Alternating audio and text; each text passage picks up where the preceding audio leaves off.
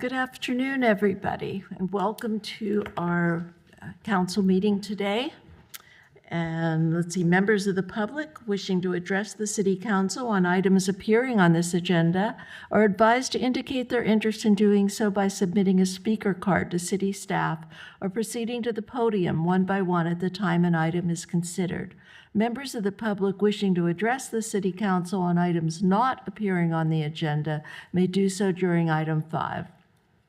Each speaker will have the opportunity to speak for up to 3 minutes once an agenda item, unless otherwise allowed by the City Council. Speakers are requested but not required to identify themselves both on any applicable speaker cards and in comments or testimony. Speakers are advised that their names and any information submitted on speaker cards or otherwise provided in writing to the city may be disclosed or become a matter of public record. No speaker should expect privacy of such information. Madam Clerk, could you do the roll call, please? Thank you, Madam Mayor.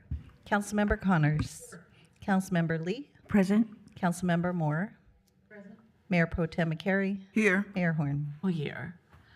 And the Pledge of Allegiance. Will Councilmember Connors lead us in the Pledge of Allegiance, please?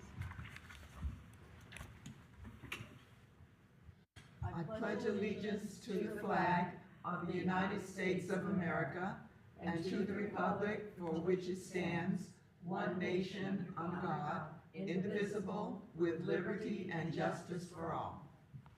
Thank you. Okay, presentations and ceremonial matters. And we have Nurse Practitioners Week first up, agendized by Councilmember Connors. And Yoli, if you could read it for us, please.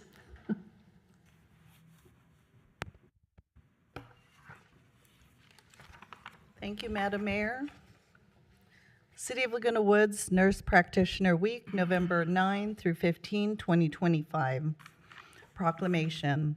Whereas nurse practitioners serve as trusted frontline providers of health care for patients in California, and whereas nurse practitioners are advanced practice registered nurses who have advanced clinical education and training building upon their initial registered nurse preparation. And whereas there are 385,000 licensed nurse practitioners in the United States and over 40,000 nurse practitioners in California, providing primary, acute, and specialty care to patients of all ages and walks of life. Whereas nurse practitioners diagnose, treat, and prescribe medications and other treatments to patients through a caring, patient-centered, holistic model of care. And whereas over 1 billion patient visits occur annually to nurse practitioners across the United States. And whereas 5 decades of research demonstrates the high quality of care provided by nurse practitioners. Now therefore be it resolved that Laguna Woods City Council does hereby proclaim November 9 through 15, 2025 as Nurse Practitioner Week in the City of Laguna Woods in recognition and honor of the countless contributions that nurse practitioners have made over the past half century and will continue to make to personal health and well-being. Dated this 15th day of October, 2025. Thank you. Do we have anybody here that would like to speak to this? I think we have one present. Well, I was opening it to the public first. Thank you, though, for letting me know that. So since Cynthia agendized it, would you like to speak to it? Sure. Back in the early 80s, when I would call my doctor's office to make an appointment, they would say, "Do you want to see the nurse practitioner?" And I said, "No, I want to see the real doctor." And then I had a cousin who is one of the smartest and fiercely hardest working people I know. And I watched her go through her efforts at UCSF in San Francisco to become a nurse practitioner. And I was astonished at how hard she worked, at how much she learned, at how broad the spectrum was of training. And I thought, well, I'm certainly willing to go to her for care. And what I find now is that as doctors' schedules get so filled up, the availability of nurse practitioners at urgent cares and in almost every doctor's office is so helpful in easing the load, and so you don't have to hear on the phone, well, I'm sorry, our next available appointment is 6 months out. And so I think everybody in our community is probably experiencing the same thing, and I'm really grateful that we have nurse practitioners to share the load. Thank you. And as a nurse practitioner, retired now, and you bring up a really good point, Cynthia, when you talk about seeing a doctor versus a nurse practitioner. And one of the very basics of our training is that we're not doctors.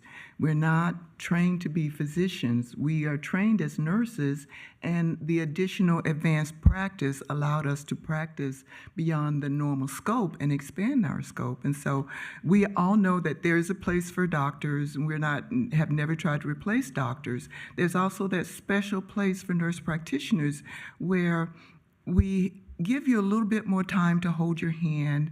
We're trained a little bit more in compassionate listening. Not that physicians aren't, but just by the nature of being a nurse, there's that caring aspect that we carry with us. So on behalf of nurse practitioners out there, I just appreciate the recognition, and I appreciate newer crops of nurse practitioners coming up so that we can provide a world that's much better in terms of medical care for all of our citizens. Thank you.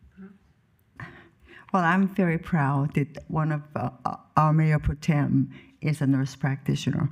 I think the nurse practitioner program has only been around maybe for 50, 60 years. It's sort of new.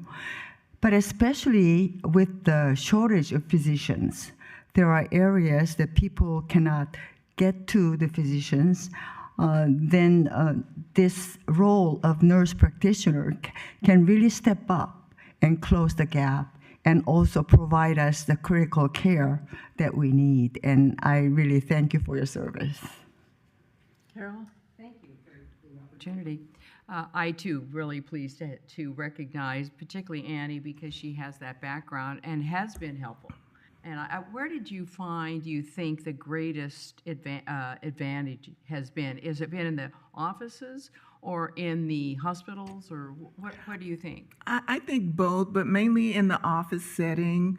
And I say the office setting because that was the majority of my practice. I was with a physician group where we did family practice, and so we could just see the entire family, whether it's a parent, a child, or a sibling or anything. So I think it has expanded so much and it's specialized so much that throughout the whole spectrum of healthcare, nurse practitioners are very, very, very plentiful and valuable. Thank you. Yeah, recently I've had a lot of experience with nurses and nurse practitioners, and I find them very helpful. They do offer the comfort and the help and the training and the best practices that, especially in rehabs and in hospitals, that you may not have if you're caring for somebody. They take the time and spend with you. It's almost like when you're walking the halls in Sacramento, the moment with the legislator is like, here, there, gone. But the staff and the nurses do so much to aid and comfort and take care of you as a person. They don't prescribe, but they take care of you and everything about you. So I'm really happy that we have this week because... And they can prescribe. Okay. Yes. Cynthia. Just kind of repeating something I heard at my cousin's graduation when she got her master's and became qualified to start doing her field work, her clinical work, I guess, is that doctors treat illnesses and nurses treat patients. That's very good. And Yeah. I think sometimes you're better off with a nurse practitioner than with a doctor. Thank you. So I move the resolution. I second. It's moved and seconded. All in favor? Aye. Okay. Earthquake safety preparedness, the Great California Shakeout. You want to read that one, Yoli? There's no proclamation for that. We wanted to invite Division Chief Mike Summers up to say a few words about earthquake safety and preparedness. It happens that tomorrow is the Great California Shakeout, and so we thought the timing worked out well to just share a little bit of preparedness information with the community. Great, thank you. Welcome. Thank you. Good afternoon, Honorable Mayor Horn, City Council, City staff, and City Manager Macon for the opportunity to speak about earthquake preparedness. At 10:16 a.m. on Thursday, October 16th, millions of people across California will practice earthquake safety during the 2025 Great California Shakeout. The Orange County Fire Authority's top priority is community safety and resilience. In California, earthquakes aren't a matter of if, but when. Even a moderate quake can disrupt services, damage homes, and overwhelm emergency resources. Preparedness at every level, city, business, and household saves lives.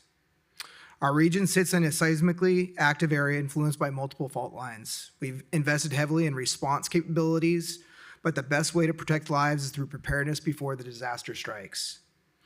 The Orange County Fire Authority trains year-round for earthquake response, including search and rescue, fire suppression, and emergency medical operations. We've worked hard to harden our facilities, ensuring our fire stations, apparatus, and communication systems remain operational ready after a quake. We're collaborating with the Orange County Sheriff's Department, emergency managers, and city staff to ensure coordinated response and rapid damage assessment after an earthquake. Community preparedness and public education is essential. Preparedness begins at home. We encourage every resident to first, secure your space, identify things that may fall during an earthquake, plan to be safe, create a family emergency plan, and designate an out-of-area contact. Organize emergency supplies into a go kit and stay-at-home kit. Always have emergency supplies stored in accessible locations at home, at work, and in your vehicle. And then minimize financial hardships. Organize essential documents, have them on the cloud, have paper copies. Strengthen your property, securing furniture, water heaters, large items so they don't fall in the event of an earthquake, and consider earthquake insurance. Surviving the earthquake. Drop, cover, and hold on. When you feel shaking or get an alert, such as Nixle or from OC alert, protect yourself from falling objects. Improve safety. Check for injuries and damages that need immediate attention. Look around your environment to identify any new hazards, such as leaking gas lines, damage to the buildings, water or electrical lines that may have been damaged, or other dangers, especially if there are aftershocks. And then recovery from the earthquake. Reconnect, recover, and restore. Once you've mitigated urgent and immediate needs after an earthquake, continue to follow the plan you prepared in advance. So in closing, earthquake preparedness just isn't about survival, it's about recovery and resilience. With City Council and City staff leadership and community engagement, we can ensure that our city not only withstands a significant earthquake, but also recovers quickly and safely. The Orange County Fire Authority stands ready to serve, but preparedness is a partnership. For more information on the Great California Shakeout, please visit www.shakeout.org. And for more information on earthquake preparedness, please visit www.ocfa.org and navigate to the disaster preparedness site, where you can find educational materials to assist you with earthquake preparedness. Thank you. Thank you. Would anyone like to say anything? I have a question, not to you necessarily, but also to our city manager. Now, since you said if it's going to happen, instead of if it's going to happen, but when is it going to happen? So when it supposedly, let's hope it doesn't, but when it does, what is, as a council member, what is our first course of action? So in the event of an emergency, the city council continues to provide a policy role for the city. So if we had like a large scale earthquake or fire or something, you're going to get a call from us pretty quickly, and you're either going to be asked to come here or to be on standby in some sort of remote setting. But your duties are much the same as they are on a day-to-day basis. It's policy for the city. Okay, so you will be giving us the instructions. Okay. I've always been wondering, not that it happens, but at the JPIA conference too, they were talking about wildfire. And I said, well, what do I do? So, okay, We're thank you. also, at some point next calendar year, we expect the current update of our emergency operations plan to be complete. When that happens, there'll be both a kind of presentation and overview of that, but then specific training for the different functional units in there, one of which is the city council. So you would have that to look forward to after the first of the Oh, year. that's great. Okay, thank you. And then I had a question as well, as kind of a follow-up question, because Councilwoman Lee brought it up. In terms of the city, we have our responsibility, but there's also a segment of the community that is behind the walls, behind the gates. So our role as council members will remain the same. And in terms of any kind of response, that guidance or that communication will come from the OCFA. Correct. Our response, and then in coordination with the city as well as the County of Orange, sending out coordinated messaging to the public on, where they can seek shelter, supplies, Red Cross, care and shelter reception centers. And then as far as our response goes, we look at major infrastructure, and then we triage based on the calls for service that we're currently experiencing as a result of the earthquake. And those efforts are citywide, Correct. Including the part of the city that's behind the gates. Correct. Okay, thank you. I think the comments from the council reflect the sense that we are elected leaders in the community, and somehow, if there's a disaster, we should stand up in front of the community and act like leaders. But I think realistically, we have trained law enforcement and firefighters and other professional response staff who lay out recommended courses of action, and our role is to act as a governing body and help to implement and put those into effect. So it's a little different kind of role than we might otherwise think it is. Cheryl? I really appreciate all the work that goes into this, because I'm so proud of our community and certainly our county. Within, and I think it was addressed, within our village, we have a down to the neighborhood, which that is not your role. In the neighborhood situation is tomorrow for people who live in our village inside not this greater part of the city, but inside the village itself. They are doing the practice. And so it's tomorrow at 10:16. Well, as we know, 10:16. And they'll be looking at that, because we are down to actually the neighborhoods and people being captains of neighborhoods and getting a finer, their job isn't to find out where the electrical power is or sources of water, because the village people will be working with the security, and that group will work on right up to Chris, and then to you, and so forth, and it goes on. So I think it's a great, to me, it looks pretty well organized. So tomorrow we'll find out. Thank you so much for all the work you're putting into this. And I plan to be there too. So We do. 10:16. We do rely on you, and that is who we need to rely on, but we all need to rely on ourselves to be as prepared as we can, to know the neighbors in our buildings that might need help, might be incapacitated, might need extra, but to have a go bag and to be aware of a situation that could happen, and to rely on the professionals that can come in and do it, and not risk yourself or risk anybody else by making things worse. So we do appreciate everything you do. Thank you. Thank you. Okay, thank you. Thank you. Okay, we come to public comments on non-agenda items. I'm sorry, I think we have a public comment on the last Oh. item. Yeah, I'd like to comment on that other one, because it really is a tough situation Remember about 6 months ago where I complained about the village was going to have to pay for having the communications vehicle for security because it's assigned to you as the city, but you don't have any connection into the village. And from what I understand, I mean, I know at the water district, we have particular people who are connected to the Orange County warning system. But you all, see, you don't have the list, you don't have any way of contacting everybody in the village and letting them know and giving them a warning.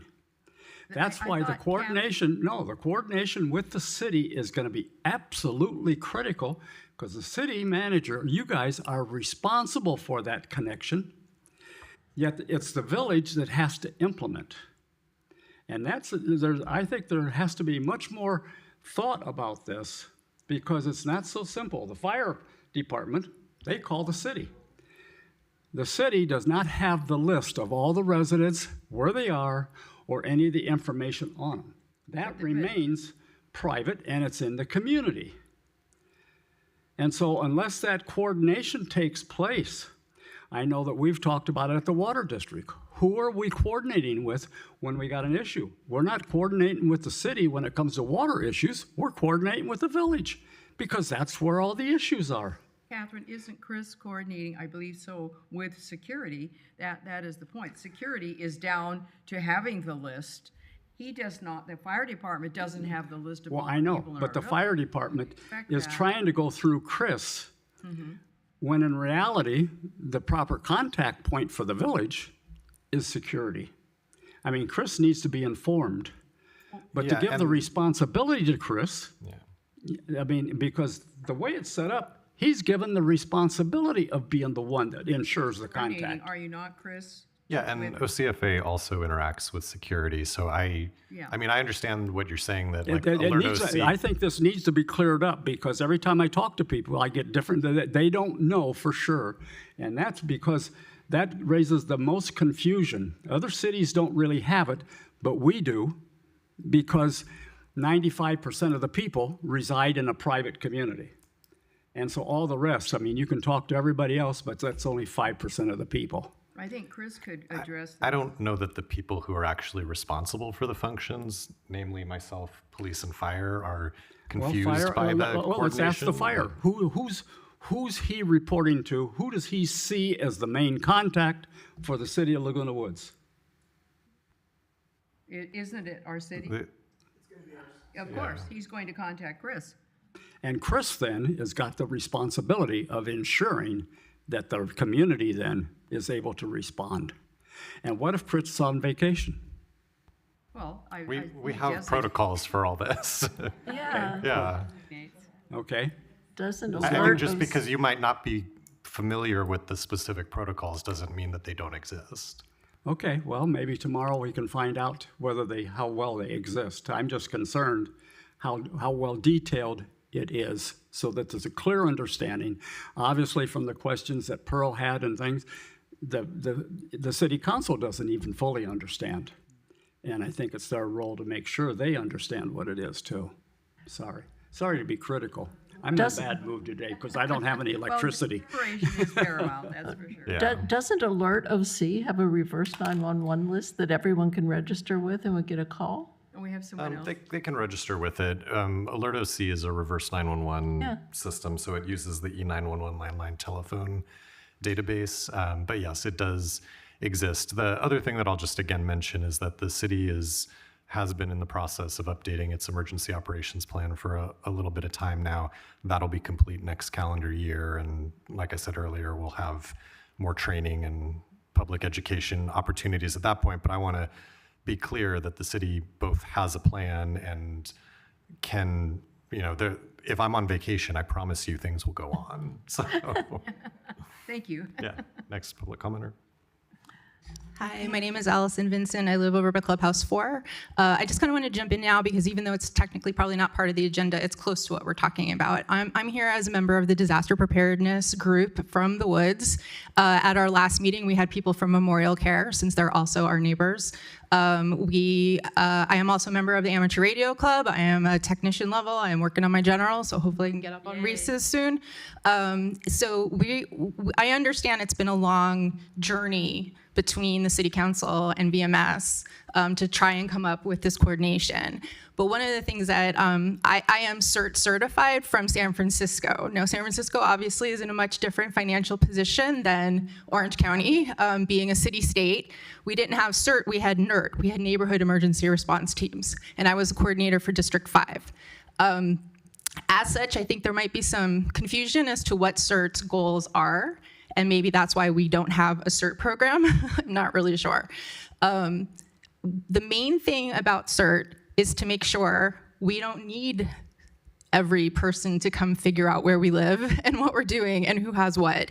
CERT is about making individuals more ready for long-term hardship during a major disaster.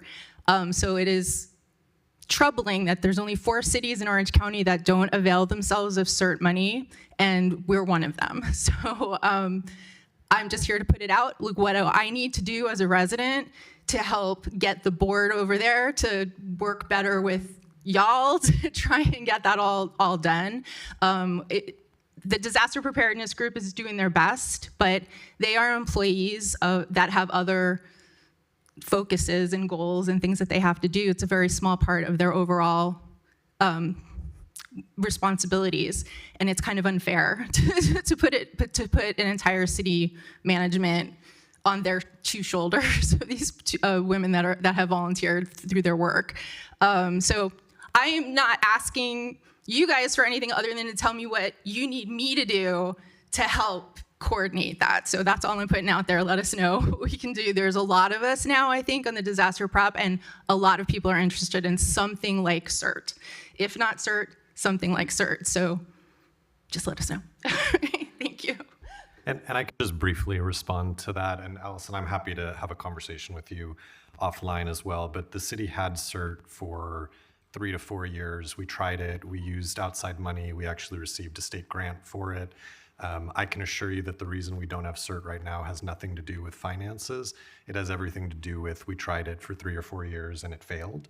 But again, I'm happy to have a conversation with you about where the pain points were in that. But it's not, just to be clear, it's not a financial issue on the city's part. Could I also comment? I am really pleased with what I'm seeing with your group. I did go to your meeting at Clubhouse 2, and I thought organizing down to the level, to me, is the most sensible, and I agree with you. The fire department cannot come to each and every home, and they can't call us all up. I don't think we ever expected that. You're going to contact Chris. Chris knows and is working with the security. Security is heading that up, and to me, it makes sense to have the people who live in the community. I think Sherry commented on it, that she's encouraging, which we should be, encouraging each person to don't sit back and wait for things to happen. Mm-hmm. Be prepared as best you can, and have somebody hopefully in your building, on your cul-de-sac, knowing the situation of the people on your street. And I see it, I feel as confident as one can. You never know when things happen, but when they've happened, these major disasters happen, you can't expect the high elevation altitude thing to come in and take care of it. It never works that way. They tell you, please, you must take some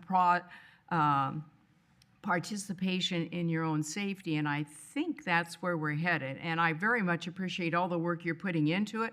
I think your group is so conscientious, and I think tomorrow's going to play out, and we'll find out what we need. I do appreciate the work that you're putting into it, because you're all, to me, good models for this. Thank you. Cynthia, did you want to say something? 2 things. First, I wanted to express my gratitude for all the work that the Disaster Preparedness Task Force does. I think you're a vital part of the community and a a great organization to help us care for ourselves, and I really appreciate that. I know that a couple of the issues that we had with CERT was that it presumes a level of physical ability among the participants that we don't necessarily have here. We have a lot of people who are glad to volunteer, but they can't really get down on the floor and administer CPR to people. And a lot of other tasks that are required to be certified that a lot of our people just can't accomplish. And then we found that we would invest in training people and bringing them along and up to speed, and in a year or two their health would change or their circumstances would change, and that investment and that knowledge would be lost to us. So I know those are at least two of the issues that we had, but you mentioned CERT-like or CERT-Lite or whatever, and I certainly think there may be an opportunity for that. So good work and keep it up. Thanks. I'm glad that you're working on that. I am CERT trained, but I remember the Disaster Preparedness Task Force for the past 15, 20 years, and they had programs. It depends on the level of the emergency, where they would mobilize all the golf carts and they would have triage and they would have the clubhouses and people running from the buildings, not running, but taking from the golf cart, going to the building and discussing who's injured, who isn't injured, and we did first aid. I mean, if the golf cart couldn't get through, the horses. Just any different contingency that there could be. And the 3-story buildings all have building captains that are not disaster preparedness captains, but many of them have gone through that training that they would look in on their neighbors. So I'm in a 3-story building, so so it's a different level of, there's natural caring, but there's block captains, and it's a wonderful program, and I thank you for taking part in it. But the CERT training was another level higher with the search and rescue and all that other kind of stuff. But we did try it for a while. But thank you for what you're doing. Okay, any other public comments? Okay, then we'll go on to our city treasurer's report. And just to be clear, those were public comments on item 4.2. There is an option under item 5 for public comments on items not appearing on the agenda. Oh, I thought I read that I thought already. she said that. Yeah, I thought I did too. Okay, I'll read it again. This is the time and place for members of the public to address the city council on items not appearing on this agenda. Pursuant to state law, the city council is unable to take action on such items, but may ask clarifying questions of the speaker, engage in brief discussion, refer items to city staff, and/or schedule items for consideration at future meetings. So public comment is now open if anyone else would like to say anything about anything. Seeing none, you're sure? Okay, public comments closed. Now we'll get to the city treasurer's report. Okay. Good afternoon. I'll be going over the treasurer's report for September 30, 2025. Cash and investments had an ending balance of $14,390,562, with the general fund operating cash and investments at $6.3 million, and general fund reserves totaled $4.6 million. The special revenue funds had an ending balance of $3.3 million. Cash and cash equivalents had an ending balance of $957,961. Pooled money investment accounts had an ending balance of $7,336,635, which represents about 51% of total cash and investments and includes LAIF and CAMP. LAIF had an ending balance of $3,728,140 and closed the month with 4.212 yield rate, and CAMP had an ending balance of $3,608,495 with a 4.360 yield rate. Investments in certificates of deposits had an ending balance of almost $6.1 million with an average yield rate of 4.35%. Pooled money investment accounts had a transfer of $2.6 million from the LAIF account to the CAMP account. and this was to invest more funds with higher interest rates. So we moved for 2.6 million. There were no maturity of CDs and no purchases in the month of September. The city's trust funds as of September 30th had, in other post-employment benefits trust account, had an ending balance of 157,789 with a net gain of 3,090. And the pension liability trust account had an ending balance of 311,220 with a net gain of 5,826. And that concludes the treasurer's report. At this time, we will receive any public comments. Okay, thank you. It's a receive and file item. Does anyone have any comments or questions for our city treasurer? Seeing none, we can receive and file it. We've been taking a vote on the receive and file, if you wanted to moved continue it. doing Okay. that. All in favor? Aye, okay. Okay, the consent calendar. All items listed on the consent calendar are considered routine and will be enacted by one vote. There will be no separate discussion of these items unless a member of the city council or city staff requests the specific items be removed from the consent calendar for separate discussion and consideration of action. Members of the public may address the city council on items appearing on the consent calendar, regardless of whether an item is removed for separate discussion and consideration of action.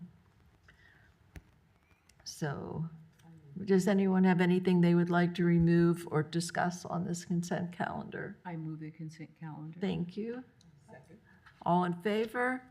Aye, great. Okay. Then we come to public hearings, and we have the 2025 California Building Standards Code and local amendments. All right, thank you very much. You may have noticed your agenda packet is particularly thick this month. It will be the case next month, I believe, as well. In large part, that's because of this item. There we go. So the California Building Standards Code, I want to start with the concept that it applies throughout the state. It applies in incorporated communities, in other words, communities where cities have been formed.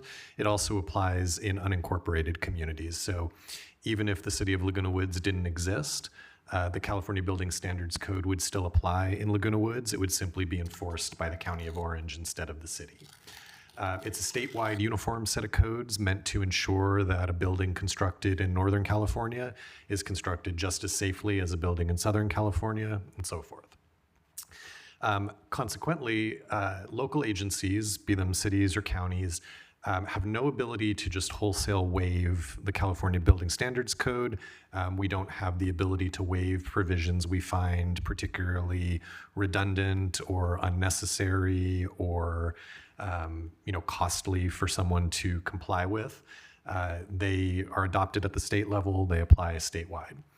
There is a robust public participation component at the state level for, in particular, technical professionals who would like to engage in the development of building standards codes. And so there are opportunities throughout the year for people to engage with the powers that be, so to speak.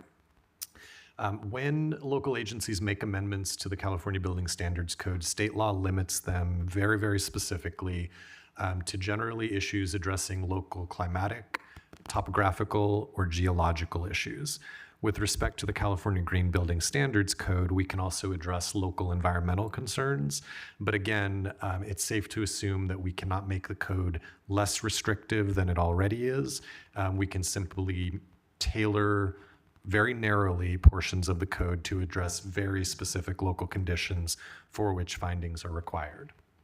Every 3 years, there is a new edition of the California Building Standards Code published by the California Building Standards Code, or California Building Standards Commission.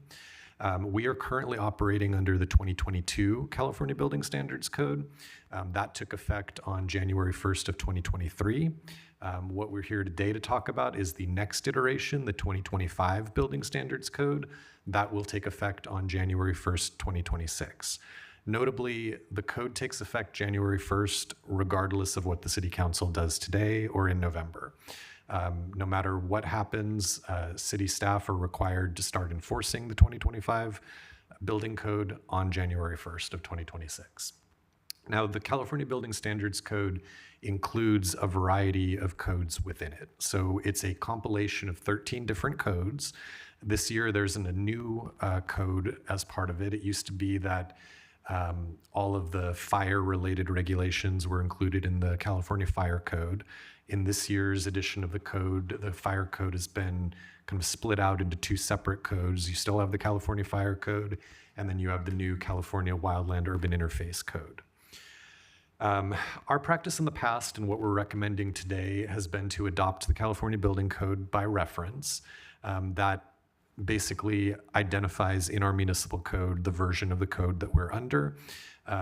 We do that to confirm compliance with state law and also to clarify and enhance ease of use and application of our municipal code. As we have also done in the past, we're proposing very limited local amendments. Before I get into the substance of those, I want to briefly mention that there was a change in state law this year that further limits local agencies' abilities to adopt local amendments, this time pertaining to residential units. So home builder interests exerted some pressure on the state legislature, and through June 1st of 2031, cities and counties have less ability to modify certain provisions of the Building Standards Code with respect to residential units. What we're proposing today takes that into account, and so there's no conflict from our perspective with that change in state law. As we've done in the past, the only amendments we're proposing to the Building Standards Code are the amendments that the Orange County Fire Authority has recommended to us. Those amendments are limited to the Fire Code and the Wildland Urban Interface Code. Most of what OCFA has recommended, there are already changes to the code, local amendments to the code that were a part of the 2022 California Building Standards Code. Most of them are just being carried forward to the 2025 Building Standards Code. OCFA has provided a good amount of additional information. In your agenda packet today, there are some narrative summaries of the changes that they're recommending. There are two different tables that explain the nature of the changes, the code sections affected, and whether it's a new change, a carryover from a previous code cycle, or a deletion of a local amendment that existed in the past. We also have the red line versions of those proposed local amendments in your agenda packet. And I want to note Ryan from OCFA is here today if you have any specific questions about OCFA's local amendments, but the city is not recommending any other local amendments, so we're not doing anything to make the Building Standards Code more restrictive or more difficult or costly or anything for residents to comply with. We're recommending that the Building Standards Code largely stand on its own, modified only to the extent OCFA has made recommendations. There is an opportunity for public testimony during today's public hearing. The public hearing that the City Council opens today, our recommendation is that the City Council not close the public hearing, but instead continue it to your next regular meeting on November 19th, 2025, here at City Hall. That has to do with state laws governing how cities have to adopt codes by reference, as opposed to adopting codes in full text in the municipal code. So the recommendation is very wordy. Give me a minute here and I'll read through it. And then we will, and it is a three-part recommendation. There are three ordinances that we're recommending. The first adopts the codes by reference. The second modifies the California Fire Code per OCFA's recommendations. And then the third modifies the Wildland Urban Interface Code per OCFA's recommendations. You're welcome to take them individually or take them together. The recommendation for all three is to approve the introduction and first reading today. And then if that happens at your next meeting on November 19th, there would be a recommendation to approve the second reading and adopt the ordinances themselves. But, and bear with me here, The recommendations today are to approve the introduction and first reading of an ordinance read by title with further reading waived, titled An Ordinance of the City Council of the City of Laguna Woods, California, amending Title 10 of the Laguna Woods Municipal Code, Buildings and Construction, and adopting by reference the 2025 edition of the California Building Standards Code, California Code of Regulations, Title 24, consisting of the 2025 California Administrative Code, 2025 California Building Code, 2025 California Residential Code, 2025 California Electrical Code, 2025 California Mechanical Code, 2025 California Plumbing Code, 2025 California Energy Code, 2025 Wildland Urban Interface Code, 2025 California Historical Building Code, 2025 California Fire Code, 2025 California Existing Building Code, 2025 California Green Building Standards Code, and 2025 California Reference Standards Code, and determining and certifying that the ordinance is exempt from the California Environmental Quality Act. Second recommendation is to approve the introduction and first reading of an ordinance read by title with further reading waived, titled An Ordinance of the City Council of the City of Laguna Woods, California, amending Title 10, Buildings and Construction of the Laguna Woods Municipal Code to adopt certain amendments, additions, and deletions to the 2025 California Fire Code, California Code of Regulations, Title 24, Part 9, and determining and certifying that the ordinance is exempt from the California Environmental Quality Act. And then finally, the third recommendation is to approve the introduction and first reading of an ordinance read by title with further reading waived, titled An Ordinance of the City Council of the City of Laguna Woods, California, amending Title 10, Buildings and Construction of the Laguna Woods Municipal Code to adopt certain amendments, additions, and deletions to the 2025 California Wildland Urban Interface Code, California Code of Regulations, Title 24, Part 7, and determining and certifying that the ordinance is exempt from the California Environmental Quality Act. Having said that, we would recommend that the City Council open the public hearing, receive any public testimony, and then I'm happy to respond to any questions or comments from the council. Okay, thank you very much. Public comments is now open.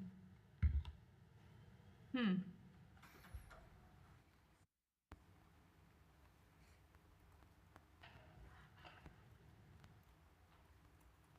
like to make a suggestion. Would it be possible when you're doing this, it's every 3 years, is you present what has changed?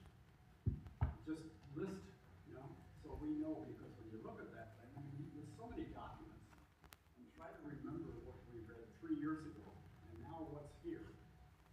It'd be a lot easier, and for the council and for the residents, what's different? Because if the change isn't going to affect anything I'm doing, I don't have to worry about it. And I think that would help everybody and make it far easier to get everything easily implemented. Just, I know the water district, we tend to put down what's different from what we had. And that way we can focus on the differences and what they're going to be, and make sure that we're making plans to implement those changes. I can briefly respond to that to say that there are thousands of changes. It unfortunately isn't gathered that. possible to do that. The state doesn't actually even publish a bullet point summary of what's changed. Unfortunately, it's very project specific. There isn't. I will tell you that, and our building official is here today. What has been relayed to me is that for the types of projects that are most commonly completed in Laguna Woods, patio enclosures, skylights, bathroom, kitchen remodels, those sorts of things, there is nothing that should be significantly different for the average project. That doesn't mean that some projects won't experience changes. Most of the building code obviously deals with new construction. There's very little new construction in Laguna Woods. And to the extent that there is new construction, it's again, things like room additions or patio enclosures, which don't implicate quite as much. I empathize with what you're saying, Catherine, but there really isn't an opportunity to bullet point or summarize the changes. I'm just trying to make it easier for all of us, Yeah. Because somebody went through and edited all that. You had, somebody in the category at the state made a little bit of changes, And it'd be much easier if you just summarize those for people who are in the industry or who are doing the work. They know whether they have to be alert to it or not, you know. Thank you. Thank you. Anyone else? Okay, council? Yes, Councilmember Lee. Well, I really appreciate, Catherine, your comments, because I was just thinking about what has changed. But then I can also sympathize with our city manager as well. And we go through how often? So every 3 years, there's a new edition of the building code. In between those 3 years, though, there are intervening updates to the building code that again take effect automatically. So we do this process every 3 years. The changes that we go into in greater detail, and you have that information in your agenda packet, are the changes we're making to the building code. Those would be OCFA's recommendations. The rest of the building code, I mean, truly it takes up like an entire couple of shelves of binders of codes themselves. So there is no, unfortunately, although I understand the desire, there is no real practical way for us to summarize what's changed. A lot has changed. Yeah, well, when you go through all that, if you feel that that's something that we need to be aware of, or whether it will directly affect us, then you can let us know. Because if it is that much volume of, writings and stuff, it's utterly impossible for us to comprehend. Yeah, and we go through that exercise of looking at the types of projects that are more common to Laguna Woods.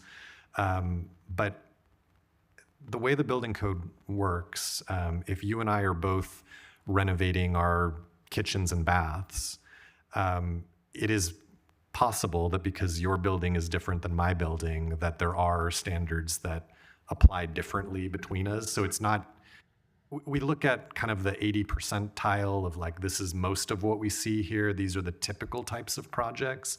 And again, nothing that we think is significantly different with this code.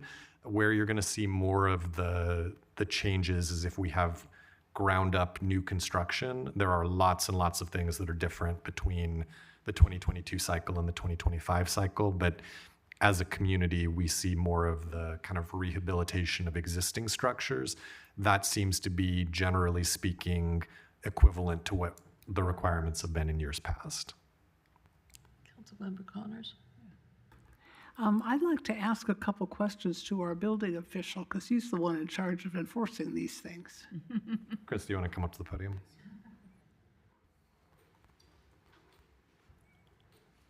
Good afternoon. Good afternoon. When our contractors in the city come to the desk with a plan for a project that they are doing, do you find that the plumbers and the electricians and the general contractors pretty much know what's required of them under the current building codes, or do you have to educate them on a regular basis? A little of both. Most of the guys that come into the city, I should say most of the contractors, they're pretty good at the code. They know the village, they know us. Very small community, so we have a very small, tight-knit group. Some of the newer ones, we have to coach a little bit. We kind of keep them on track and follow up and give them, our inspectors will give them the next step so they ensure they don't miss anything in between. But they overall do a really great job here. Okay. So do you think it's necessary for members of the public or the city council to read 3 shelves worth of building code materials? I've gone through most of the changes and it's very inconsequential to the things we do here. Most of the current changes are more for energy efficiency and encouraging solar installations and getting back to electrical appliances versus gas appliances, which plays in the favor of the city right now as we don't have gas service. Thank you. You're welcome. So our buildings were built, our building was built in like 1964, so it conforms to 1964 building standards. Is it fair to say that those building standards have changed quite a bit since then, but if we're not retrofitting the building, they don't apply? So, That'd be correct, yeah. okay, thank The you. building would be allowed to maintain as it is, but like if you were remodeling your kitchen, just your kitchen would be brought up to the current code. Okay, great. Okay, well, thank you very much. Does anyone else have a question for our building official? I do. Carol? Actually, it's more of a comment. I find it frustrating that the state takes more and more power away from the cities to determine not the building codes, because we should comply with safety needs, but we make less and less decisions are left while they continue to make decisions that aren't necessarily in our safety. And I'm referring to eliminating parking, for example. You can build something, you don't even have to have parking. And we understand part of the problem in Pacific Palisades were the cars trying to get out. So I find it totally frustrating that the state pretends, in my estimation, that we're having these building codes to make us safer, while at the same time, they're changing what we did previously, our way of protecting our citizens by making certain there was enough parking and the streets wouldn't be crowded. That's constantly being taken from the city, and I find that deplorable, but it is what it is. Yet on the other hand, if they did want to say that we should put fire sprinklers in our buildings to make us safer. Part of the building code. I'm not objecting to the building code. I'm objecting to taking away the right of the city to determine the spatial, parking, and the kinds of things that keep us safe, and not the building code. The building code is appropriate, it would appear, but I'm talking about, I can't believe that anyone is in favor of crowded streets when we were trying to get fire trucks down, and the fire department is doing a good job in planning ahead with having helicopters and having heliports with the ability to pick up water. So I actually feel safer in our county with our fire authority because of the fire authority is staying ahead of things, because these aren't climate change fires, they are humans. Humans are starting 98% of them. So we have to be realistic in what we're dealing with. Thank you. Thank you. Thank you. So the recommendation today, thank you, Chris.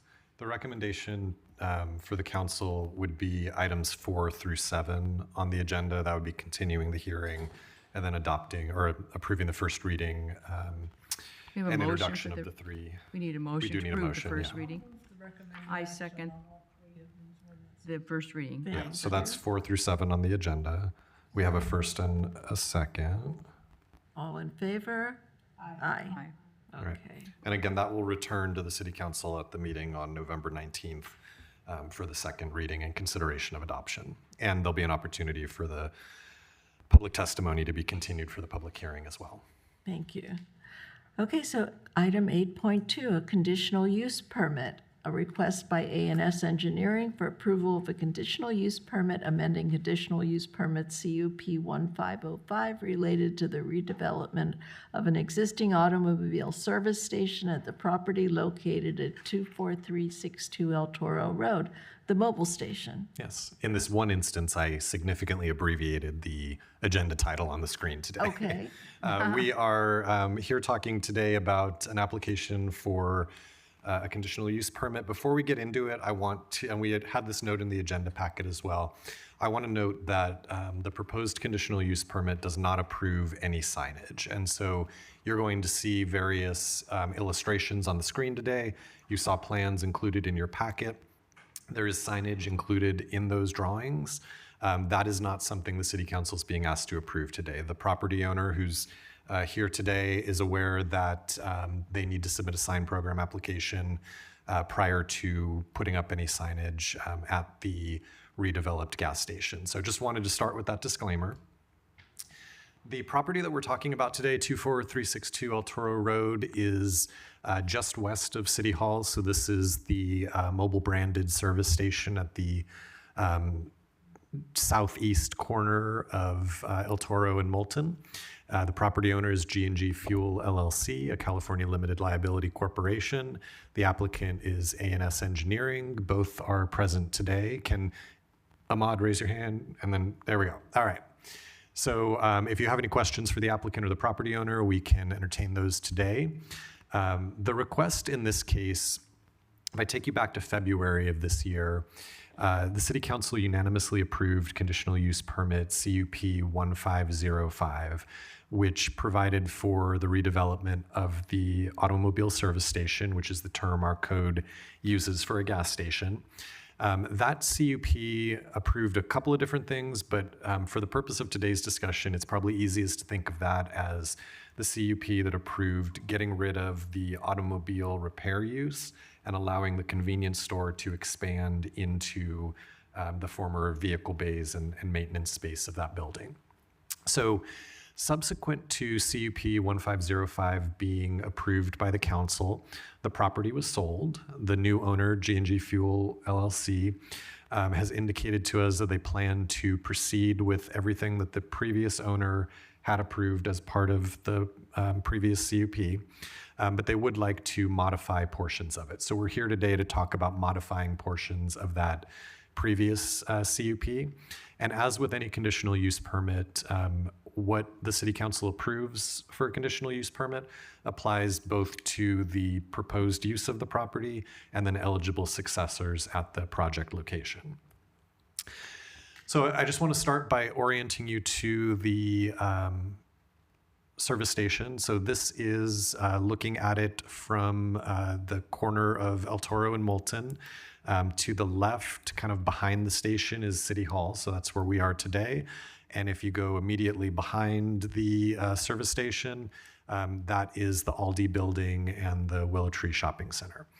So much of the discussion today is going to focus on the canopies for this service station. When I refer to canopies, the existing canopies are where my cursor is here. These are the roofed structures that extend out over the fuel pumps on either side of the building, differentiated from the building itself, which is the enclosed portion of the property. At what height are they now? Yeah, so we'll get into that in a moment.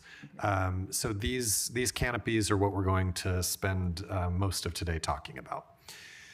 So at a very high level, the property owner is interested in demolishing the existing canopies and building freestanding canopies in their place.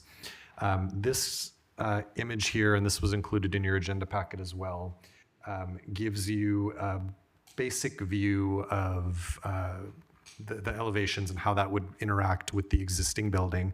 So the existing building stays the same except to the extent that the previously approved conditional use permit allows modifications to it, as opposed to the roof line kind of extending out and over the fuel pumps. There would now be a break in that. So there would be a separation between the building and the fuel canopies. And then a new fuel canopy would be constructed on either side of the station, one that's over 4 of the fuel pumps, one that's over 2 of the fuel pumps. The existing building is about 18 feet in height. The fuel canopies are proposed to be a total of 19 feet in height with 16 feet of clearance below. We'll, again, talk about that more in a second. But you can see the relative scale difference. The canopies themselves are fairly equivalent to the existing upper edge of the roof plane. I have a couple of slides on the El Toro side and then a couple of slides on the Moulton side. So on the El Toro side, the existing fuel canopy extends out to partially cover 4 of the fuel islands. The applicant has a couple of goals here. One is addressing the height of the fuel canopies.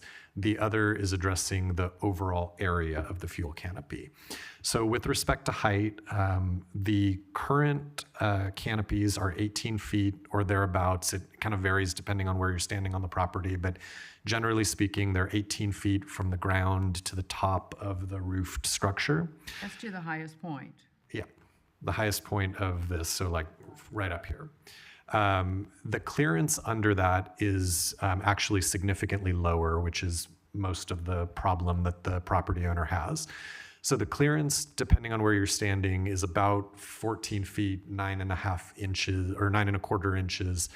It is lower in other places.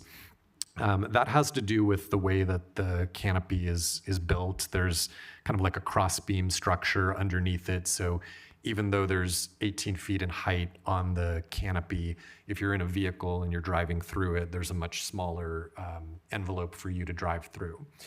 So what they are proposing is increasing the height to 19 feet. So adding a foot onto the height. The highest point would be 19 now. The highest 1 point would foot be higher. 19, yes. Correct. Highest point would be 19, but underneath, because the design would change, they would go from having about 14 feet, 9¼ inches of clearance to having 16 feet of clearance. 16 feet is pretty standard for an automobile service station. I have on the screen here, and we had it in your agenda packet as well, a comparison to the shell canopy that is under construction across the street. That one is a little over 19 feet from the lowest point to the highest point, and they have just over 16 feet of clearance underneath the canopy itself. The just kind of frame of reference here, vehicles in the United States, 14 feet is about a standard height for being able to fit under bridges. So with the clearance currently at 14 feet, 9¼ inches, if that truck has something on top of it, if they happen to enter the canopy at one of the areas where it's a little bit lower than the 14.9, it creates a bit of a clearance issue. The owner has relayed to us that even in his short time owning the station, there have been a couple of instances where he's observed the vehicles kind of scraping or clipping the top of the canopy, which is obviously an undesirable aspect. The other part of that is that there are likely vehicles that choose not to fuel at the station based on the perception that the canopy is lower than it should be.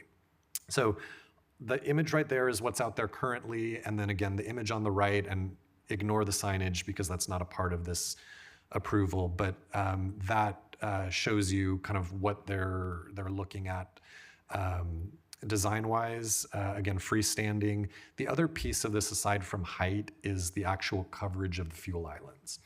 So when you think of the canopies, it really does two things. It provides shelter from the elements, so there's obviously a sun break provided, but in the event of like yesterday when it's raining, right, the shelter covers the canopies from rain.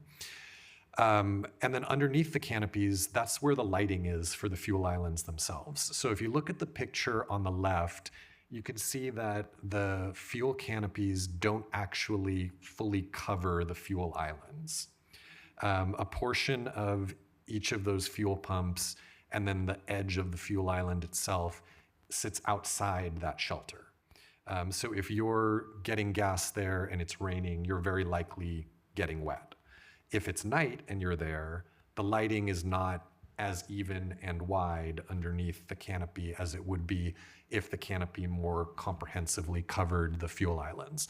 So if you compare the picture on the left to the drawing on the right, you can see that the property owner's proposal would extend the canopy past the edge of the fuel island so that the fuel pumps and that nose of the fuel island sits underneath the canopy as opposed to peeking out on the side.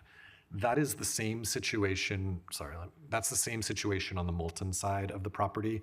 The only difference is there's 2 fuel pumps there as opposed to 4 on the El Toro side.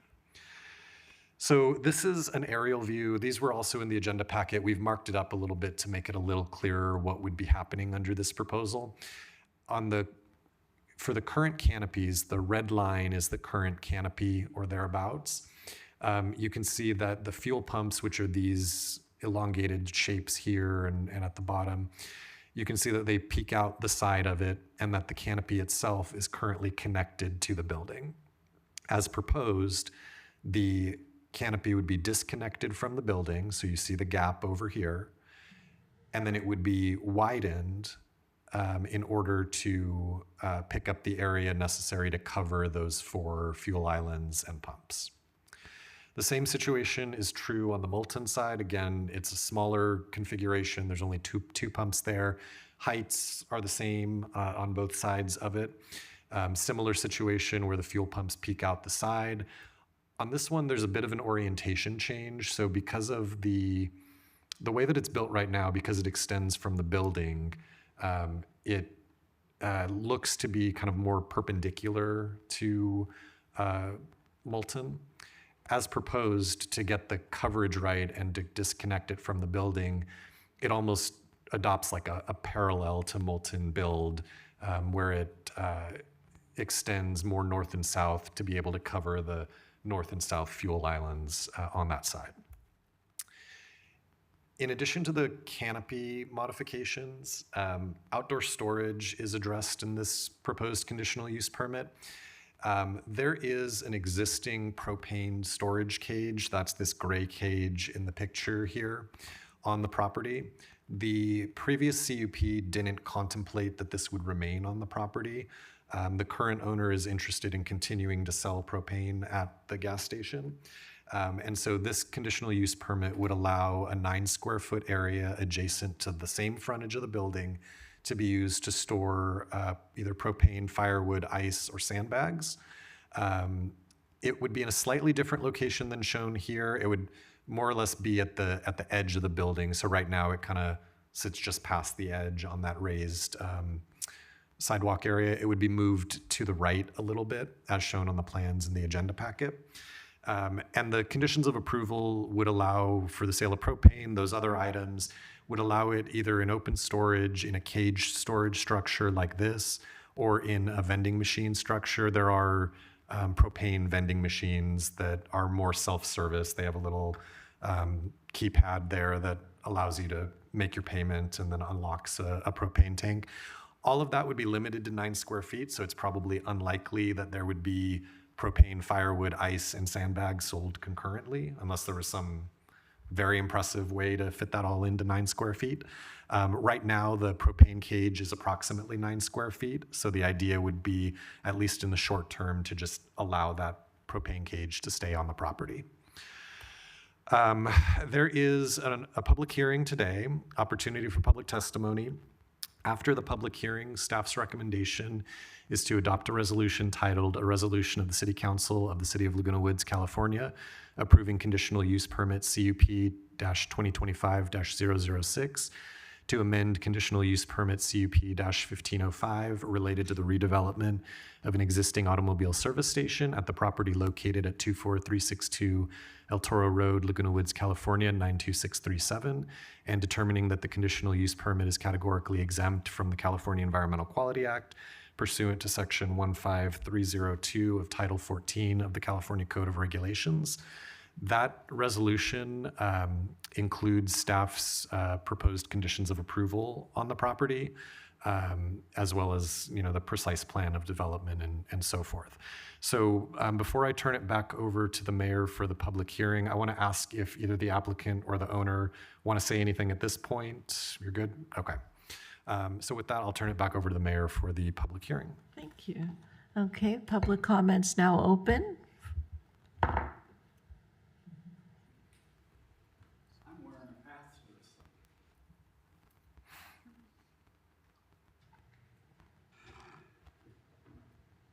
I'm very disappointed in this design because, Cortese did a great job of making sure that the standards that were applied to the commercial areas of the village, which wasn't a village at that time and wasn't a city, but the area when he built this area, if you notice, we all have one standard, the Spanish look, the Spanish standards.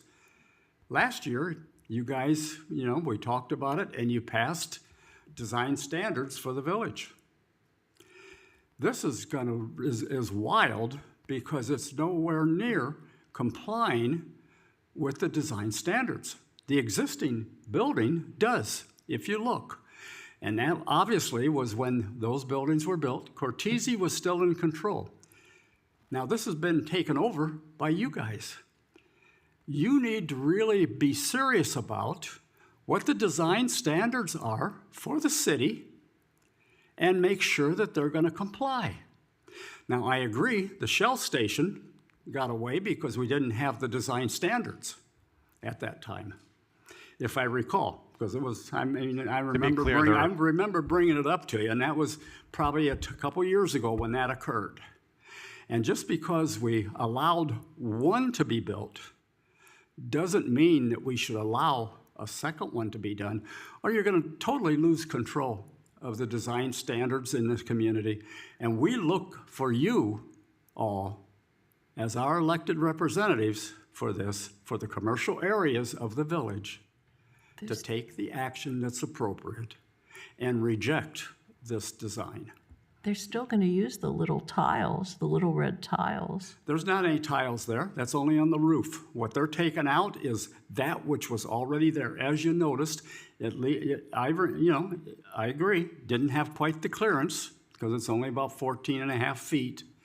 But let's recognize the building itself is actually going to be 19, I think it's 19 feet, or there's 11 feet and seven and a half. It's about 18 and a half feet. 19 at the highest.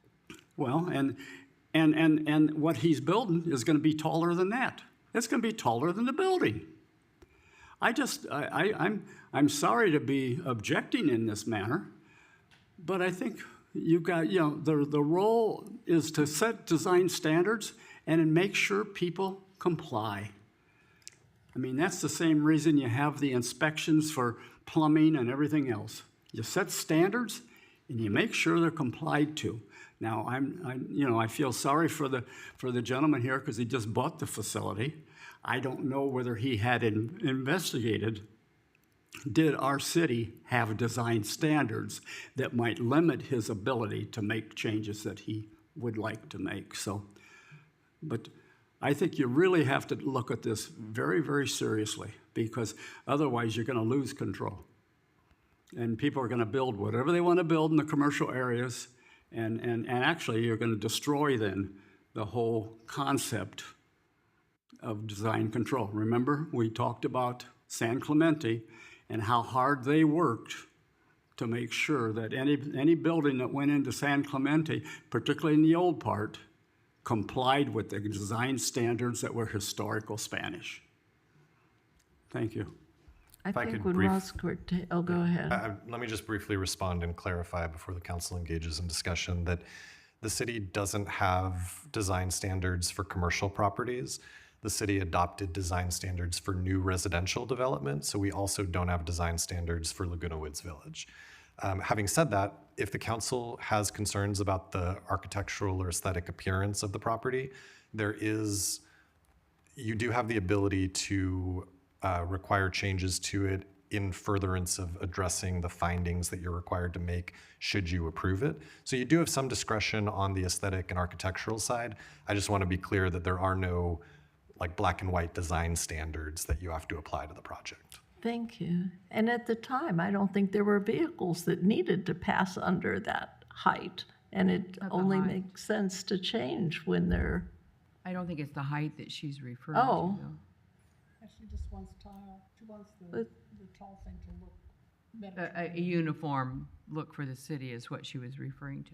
I thought that by them putting the tile on the roof that would. Well, I have to say that I cannot disagree with your problem. That I saw it's actually bigger than this one. It started right across the street with the Starbucks, and then it went down to the next Starbucks, and then it went to the medical, which is up next to the former Wells Fargo, which is changing that one too. And I find it unfortunate also that I will say this, the former owners did say that they were going to keep the stucco, because this involves fire also. And they agreed, that was my understanding, that they were keeping the stucco exterior because we've allowed that to happen, which I don't think some of these other buildings have the fire protection that the stucco has. So I do see that you have a very good argument there. And I noticed it across the street, and I don't find it attractive at all with the Phillips across the street. I think I do understand the height, your demand there, and I think that's critical. You do have to go higher. Obviously, you can't have things, vehicles coming under and scraping under the canopy there. But the problem is we are seeing a change to the character of our community. And our community had a special look. And I see it, I think it is a problem. I find it sad that we don't have and didn't have something to address this, because we're looking at what I'm looking. Look at this corner right now. And I wish I had a photograph to compare it. And I don't think it's going to be as attractive as it was. The city had a nice look, and we are changing it. I'm not in argument at all with the height. I think you do need that height, obviously, with vehicles. But I do think there is a problem, and I'm pleased that you're keeping the stucco. I think there are fire issues here to me of the way a building is constructed, and I think keeping the stucco is wise. I see it as it's a situation that I find it troubling. I just, and thank you, Chris, for clarifying that we do not have a design standard, and I find it would be very difficult to hold a company to a standard that we don't have. When you don't have when we don't have one. Oh, that's No, unfortunate. no, that's not, okay. Not for this type of construction. For commercial. No, the city council adopted design standards for new residential construction. No, we didn't. We designed them for the village and for the community. I mean, to say that it was only, we didn't need it for the village. Hell, we already had design standards. So what are you talking about? I can give you a copy of the code. No, I think there was a Yeah. misunderstanding on our part that I too thought it was, Yeah. it would have covered this. That's We have what I thought. there is a concurrent effort underway to adopt citywide design standards. That hasn't happened yet. You have design standards for certain types of products or projects. This isn't one of them, but I want to call out for clarity that you do have some ability with the there's a finding you're required to make should you approve a project that the location, size, design, and operating characteristics of the proposed use will not create conditions or situations that may be incompatible with other permitted uses in the vicinity. So to the extent that you wanted to, for instance, say to the applicant, we're not opposed to the height, the concept of what you're trying to do, not necessarily opposed to that, but the look doesn't hit what we want it to look like, we can certainly go back to the applicant and work with them on that, under that condition. So though you don't have like a hard and fast design standard, you're required to make a condition about a finding about the compatibility of design.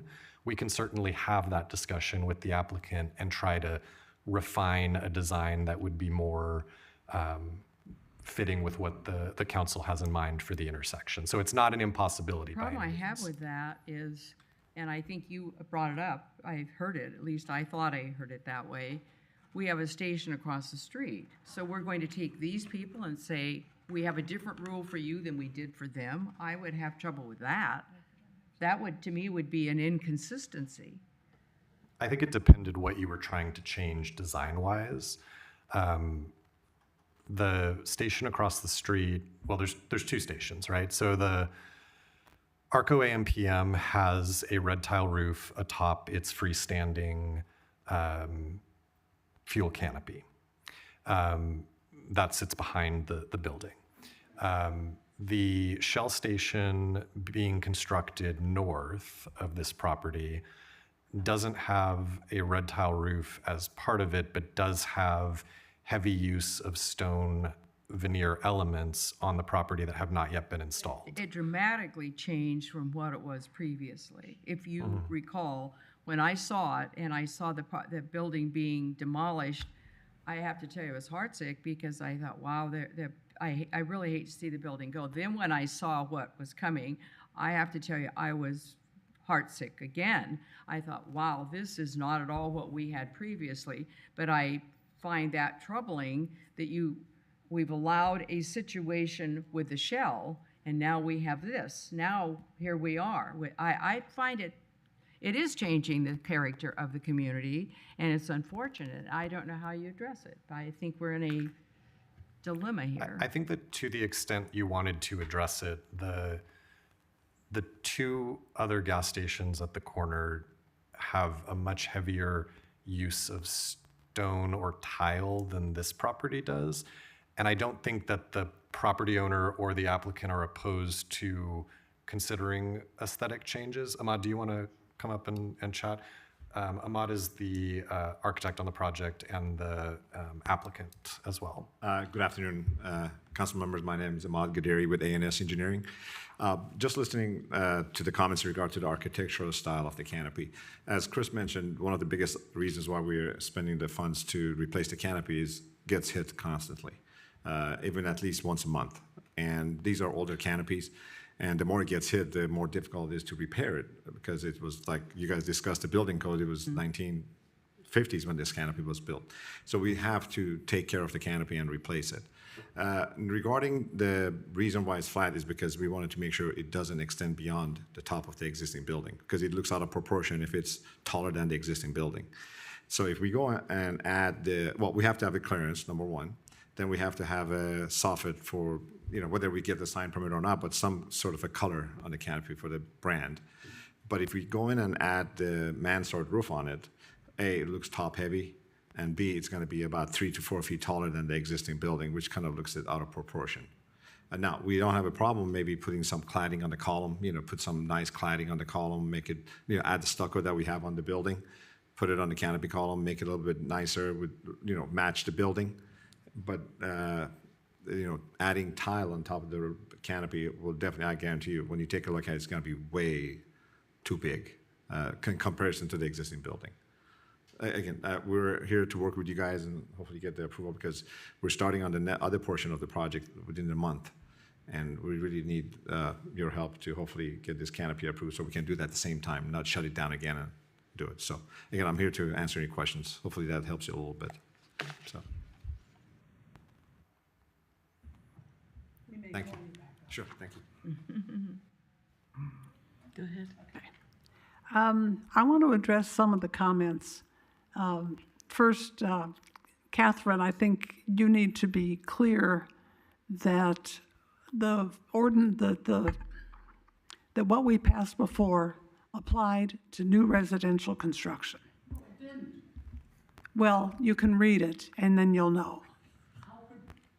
Okay, there have been discussions about building low-rent housing in some of our church areas.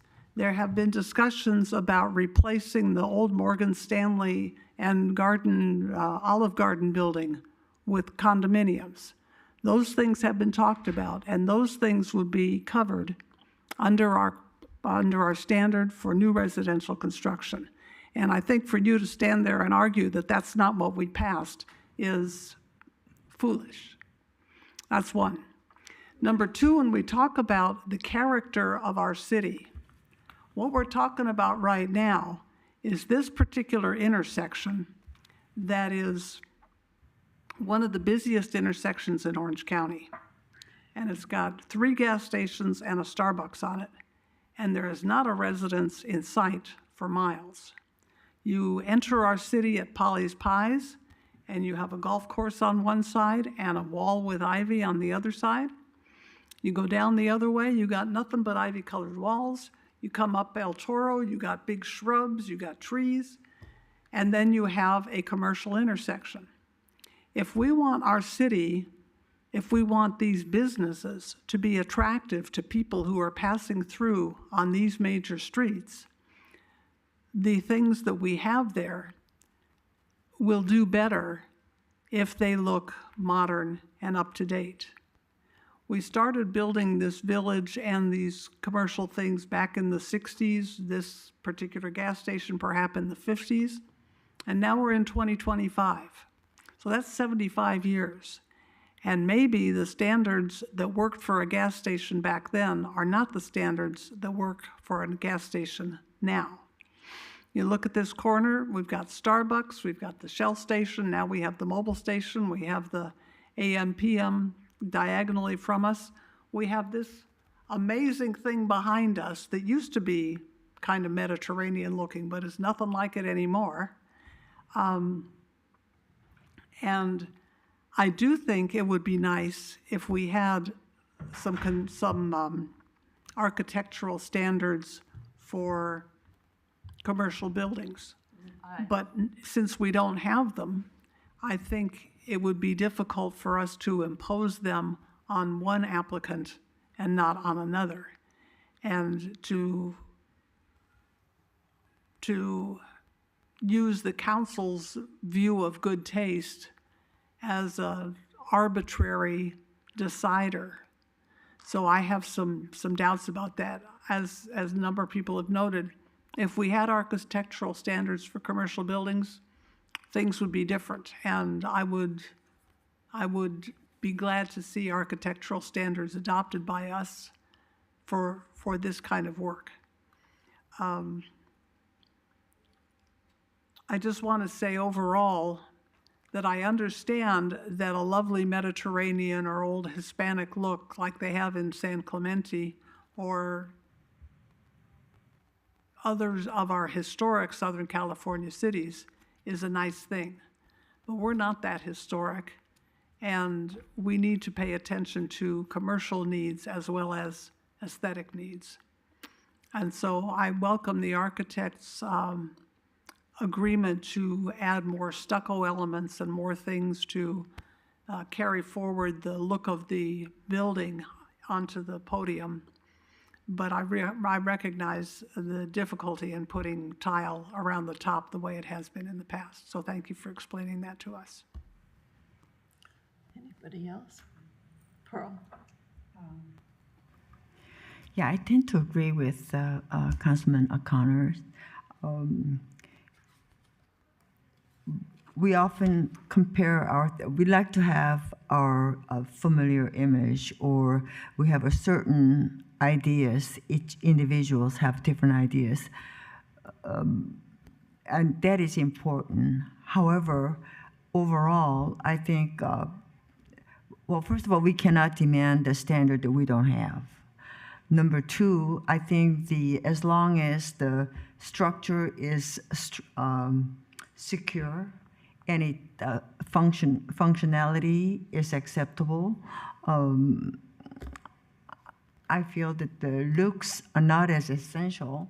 And also, as a city, it might be interesting to have some different looks, as long as it's secured and strong and the durability is there. I don't have any problems because of the way it looks is different from what it should do. Because those are individual tastes, I feel. Thank you.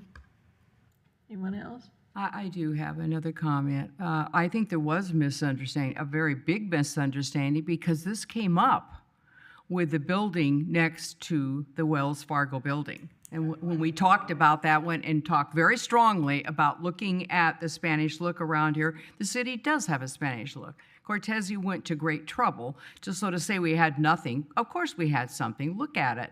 It's very common. And to lose the building across the street, that was the first step. And when I saw it gone, then I saw what was coming. I thought, wow. And I saw it right across over there. And I thought, wow, look what's happening. And you can look what's left is the Arco Station. As I mentioned, we had it in our heads, and I understood it, that we were looking at having some architectural standards, which we don't have. So that presents a major problem. We did have a look. So to say we never had a look is incorrect. We had a look. It's disappearing. We also don't have those plans in place. That's the fact, and we have to live with the facts. What we're winding up with, though, is not a look. It's what you see in, I don't want to name cities, that I drive into, and I don't find them attractive. There is no look. It's commercial, and every building has its own. We can't accept that that's appropriate. It isn't appropriate. I think we have to concern ourselves with wanting to keep what our people who live here expected from us. And unfortunately, we have a real handicap here, because I don't think you can be making rules for one and we're not consistent. So to not have those rules is very troubling to me. I brought it up to Chris at my displeasure with the station on the northeast corner, and I don't think it's working out well at all. Every time I go by there, it's something different, and people have commented to me. So it's not just my opinion, others are seeing it too, and have commented on, look at it. I am pleased, as I mentioned earlier, to get away from the stucco to me didn't make sense. And at a time when we're talking about fires and we're gonna do this and that, and then we're building things that don't align with that. We were told by the previous owners, and you mentioned that they are going to keep the stucco. We're not looking for just some stone, and anyone can have stone. A look isn't just stone, it has a consistency about it.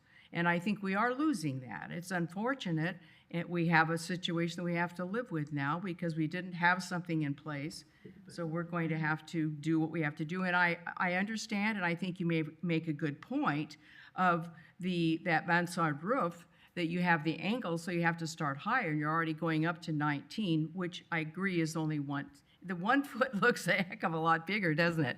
When you take the difference on it, I am shocked at how much taller it appears. But at any rate, will we have any idea of what you're doing? We know that you're keeping this stucco. Can you give us some general idea of what's going to be there, what we're going to see, to at least alleviate some fears? Thank you for your patience on Sure, this. of course. Thanks so much. For the building itself, it's going to be all re-stuccoed, the entire building. It's going to be real stuccoed, and as you can see, we have brick veneer parts of the building that we're going to keep and redo them. Basically, it's going to be a brand new look for it. And what I was thinking is, even though I don't want to have the mansard on the canopy because it'd be way too big. Right. My suggestion would be on the canopy columns.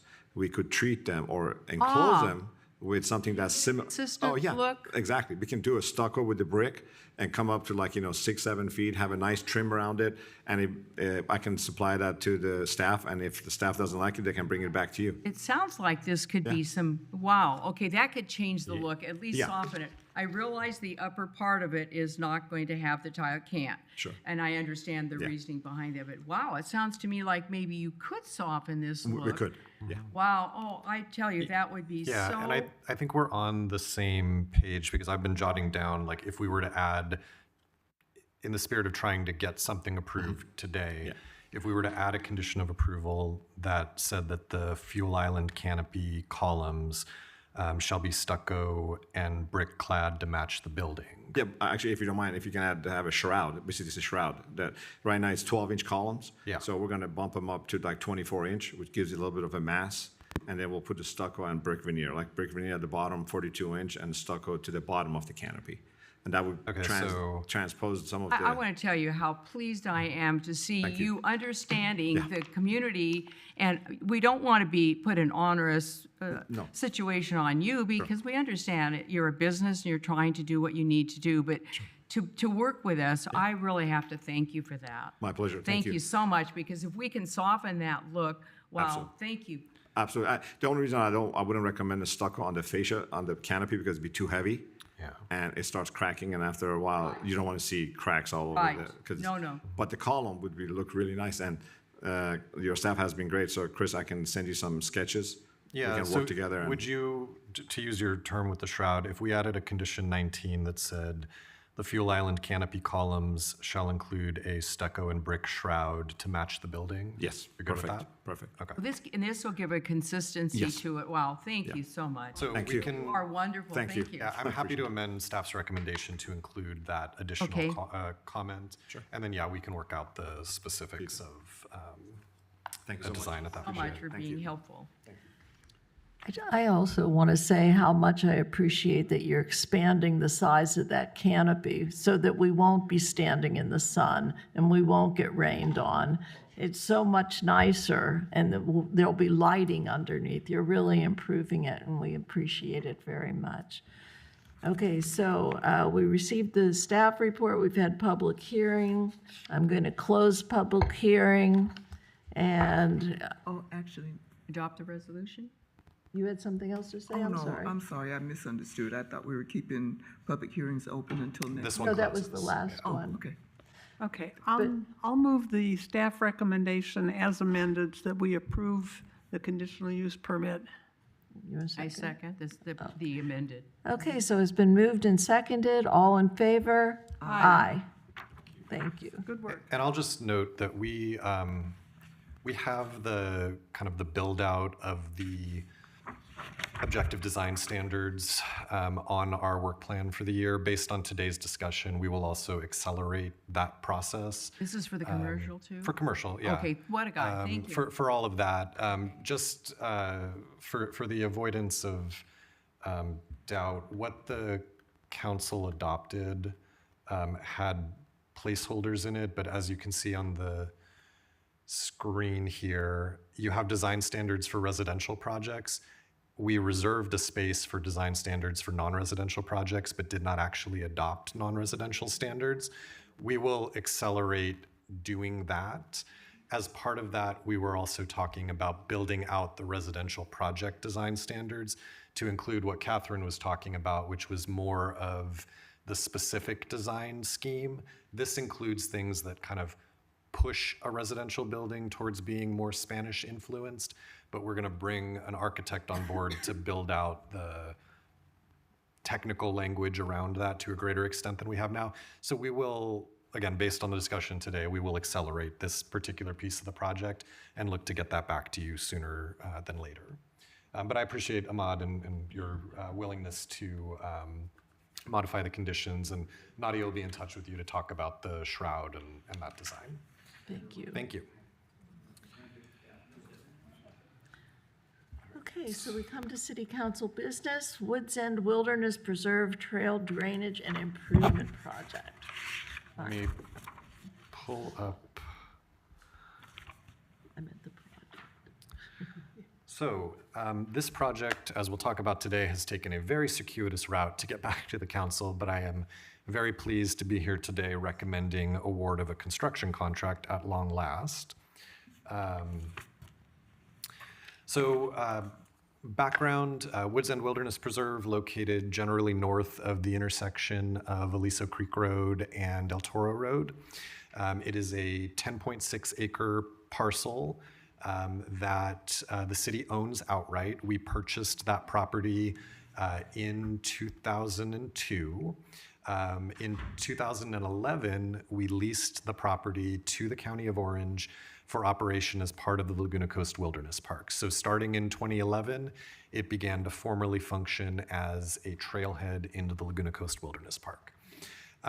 The city made various improvements to the park property over time.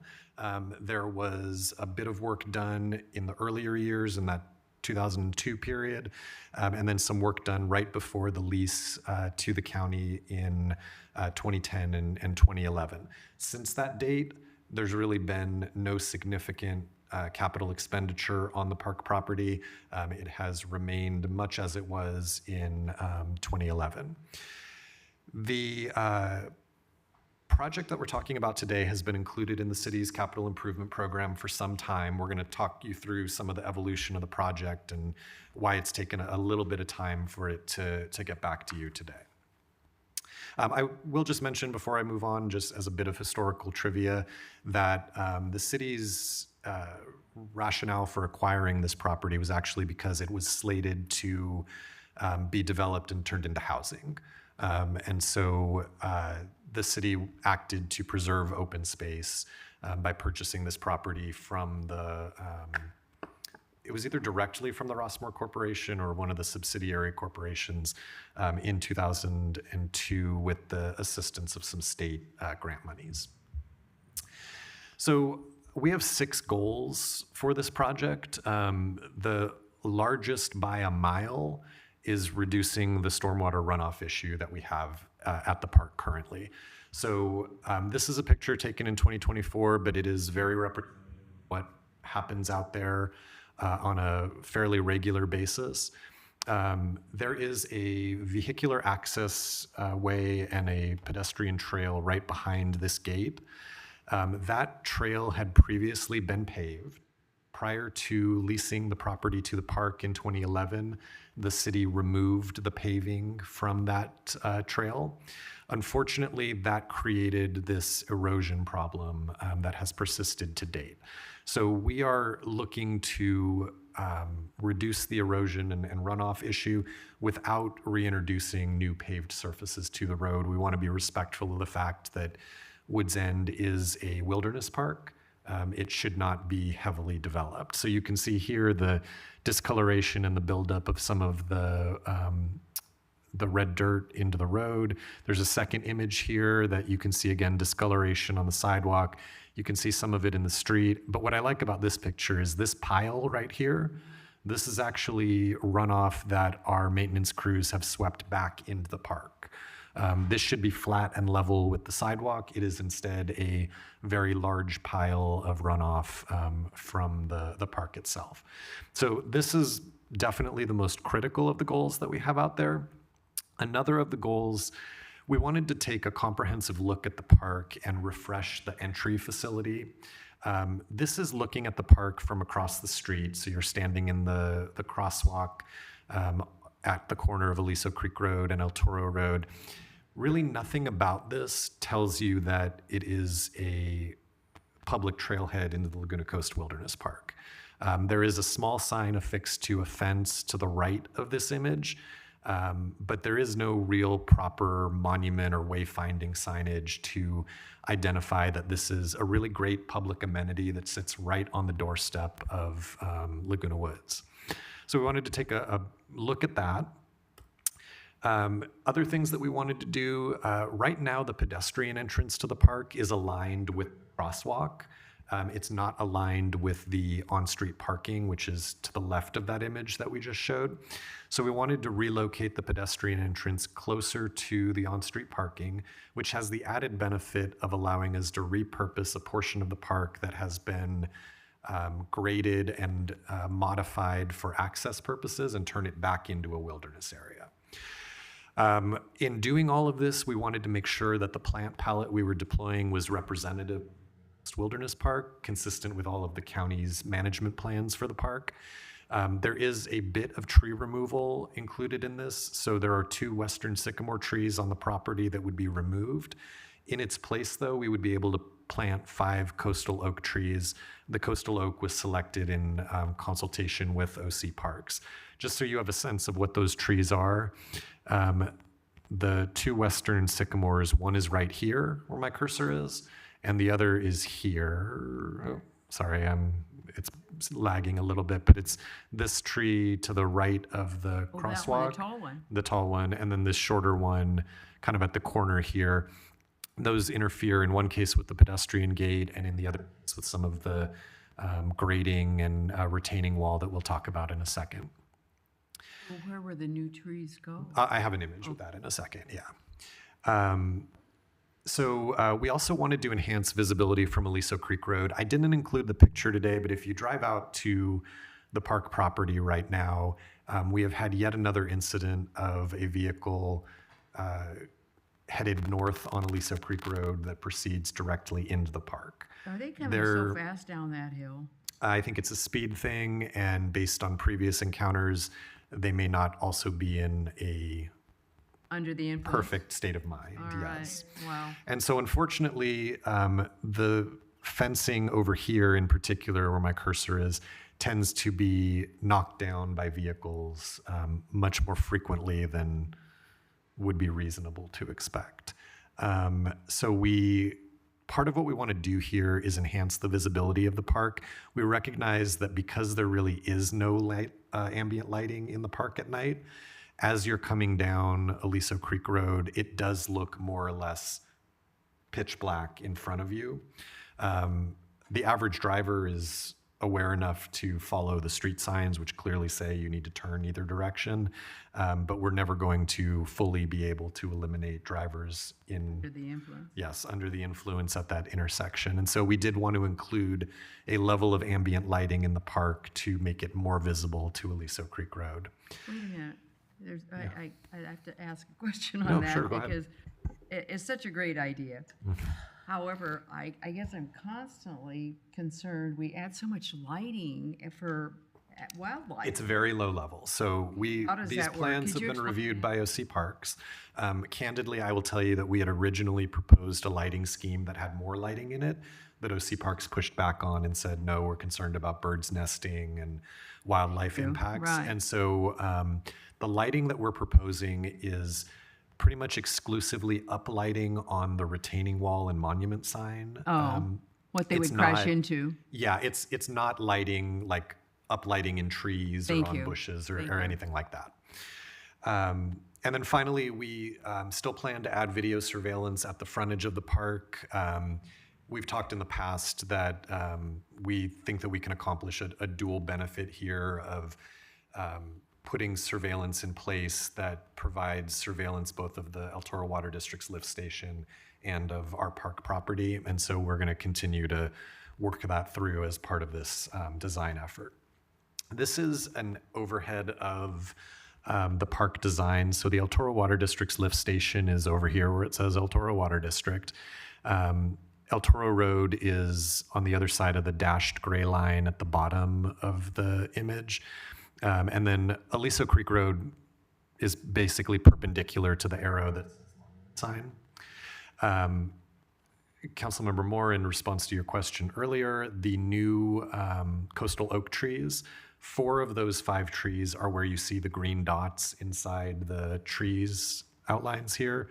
So these, everywhere you see this green dot and the tree canopy around it, those 3 trees are new. This one, we're planting a coastal oak more or less in the same location as one of the trees that's being removed now. And then these trees over here, by removing the pedestrian entrance on from its current location, we're able to fill that in with native plantings and with some additional trees. The new entrance is over here where it says pedestrian gate. So it's actually from the sidewalk straight in. This tree will provide some shade over that entry at maturity. And then the vehicle entry gate is this kind of shaded area here. It shows the swing of that entry gate back in. Does that change the grade when you first enter at all? There's a significant earthwork component of this project. It actually only moderately changes the grade of the vehicle, the existing paved area here. The pedestrian gate area, it does get a little bit steeper, I suppose. Right now, you enter in through this pedestrian gate, and then there's kind of an elongated switchback that brings you to the trail itself. The grade at the pedestrian gate is still significantly less than the grade on that trail. Anyone who's been out there, that Yeah. Woods End takes off with a pretty steep Was the incline. problem. Yep. Yeah, Rocks. that will still be part of it. Yeah, the erosion issue is in large part the slope and grade of the trail, but also the fact that it turns a corner right off the screen here. And so it has this kind of roller coaster like whipping around a corner effect. So the pedestrian gate would be moved over here. There's actually a 5th coastal oak tree that would be planted. That's just off the screen to the right. So they're all at the street side. We're planning to get as large a tree as we can for those boxes. We're not planning to plant, a 10-gallon Thank you. plant that Thank you. takes Thank you. 100 years to grow.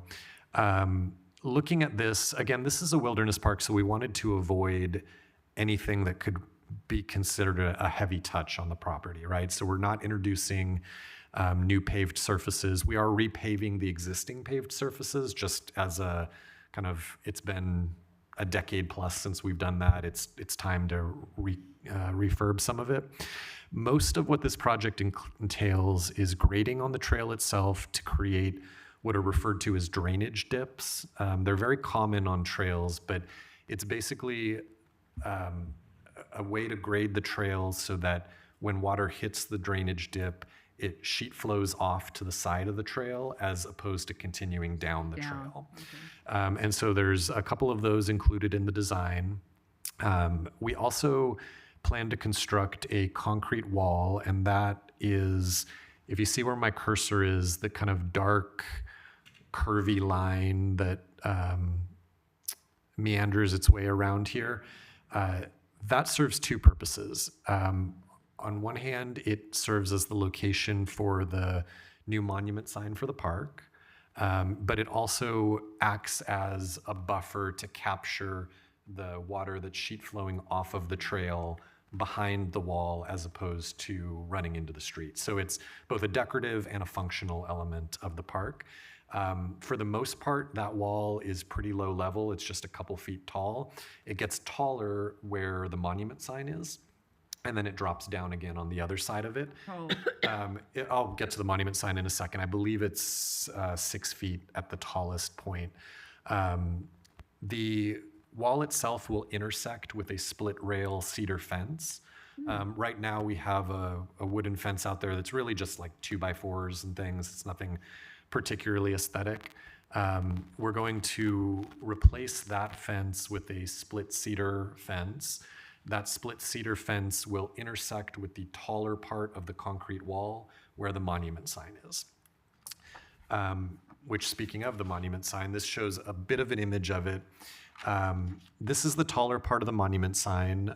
So it is, it looks like it's 6 feet tall by approximately 8 feet wide in the middle before it starts sloping down again. You can see a line on either side of it that drops down behind the wood rail fence. That shows that it drops down to a much lower elevation once it's behind the fence. It just pops up for the monument sign and then drops down to a couple of feet below it. The county has a very specific signing style for the parks that it manages. So they have a whole style guide for what their signage looks like. The sign at the bottom here would be placed into the white rectangle on the monument sign here. This is consistent with their branding for the rest of their park properties. It identifies the Laguna Coast Wilderness Park by name. It identifies Woods End as the specific trailhead. It includes both OC Parks branding and the City of Laguna Woods branding on the sign as well. This is like a charcoal, like darker gray color and white inset on the colored concrete wall. The colored concrete wall, we're aiming for like a brown, kind of earthy feel for it. This project itself, I mentioned that it's taken kind of a circuitous route to get to you. We have solicited competitive bids for this project on 2 separate occasions.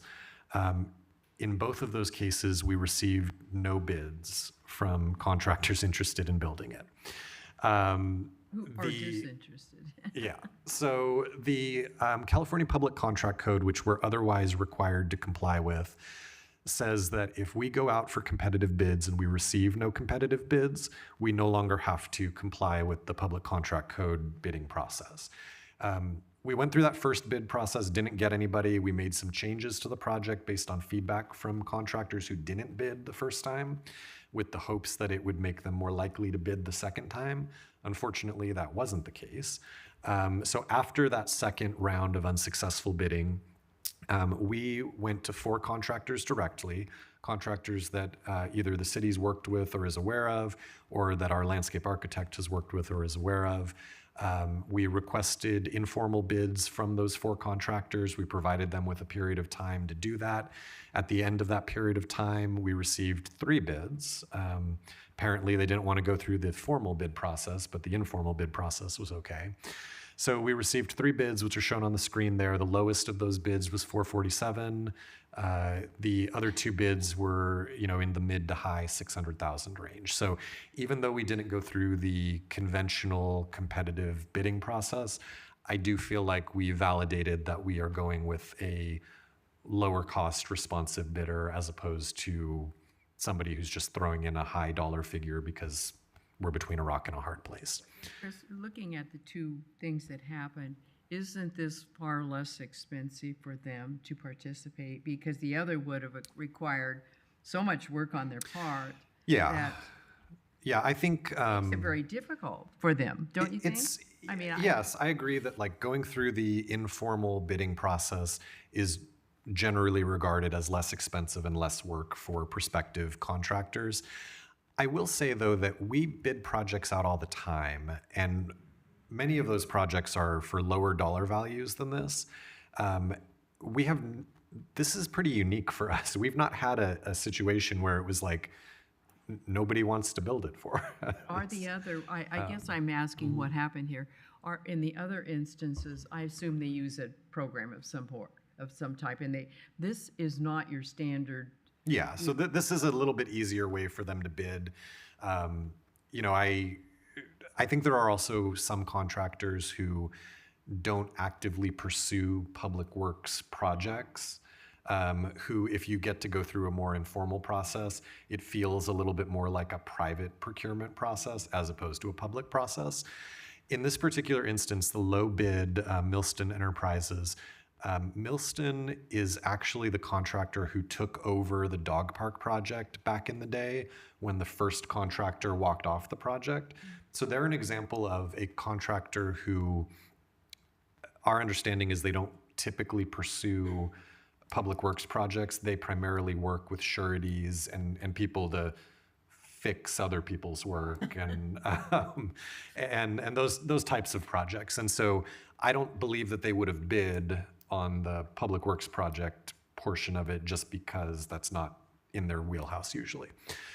So either way, we feel good about the $447,000 price. It is more expensive than we had hoped for, but having gone through 2 competitive processes and then gone through the informal process, it ultimately doesn't really matter that we think it should be built for less.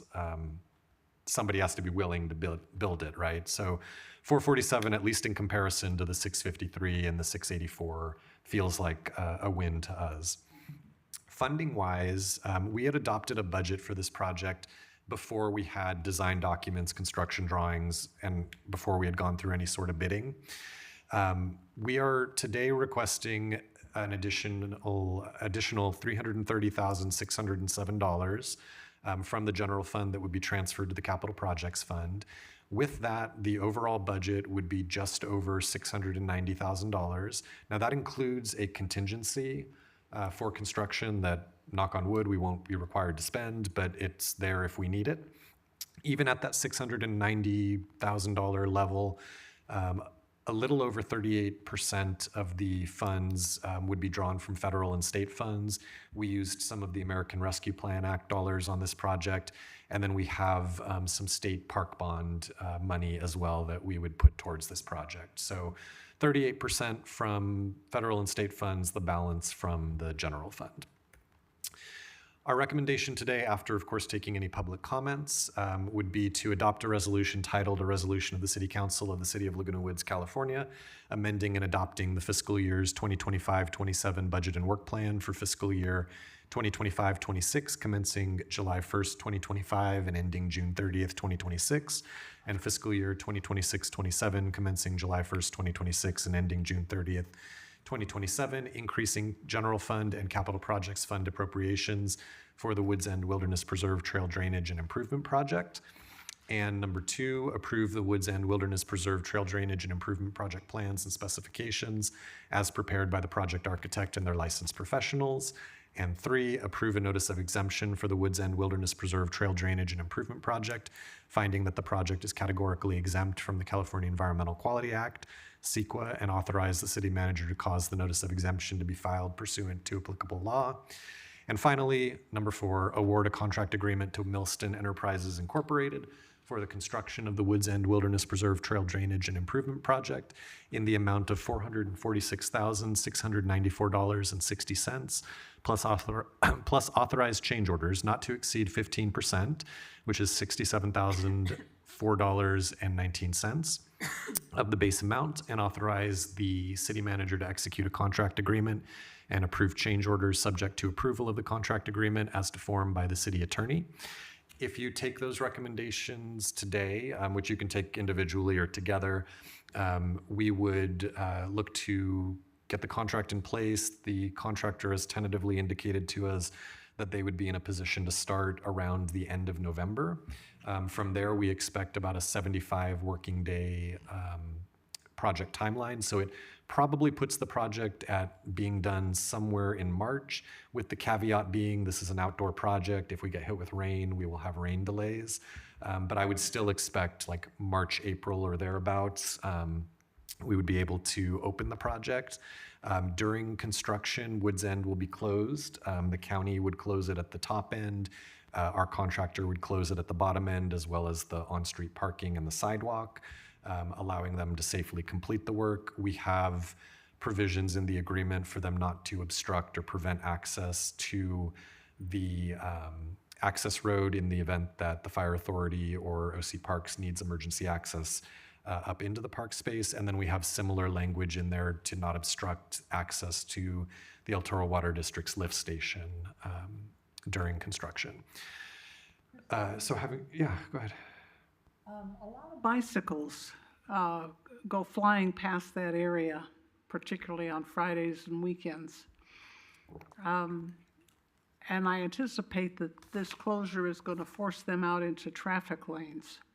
Is there a way that we can accommodate that?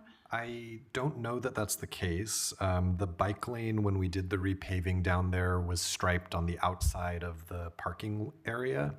I will double check, but my expectation is that the bike lane would continue to be open.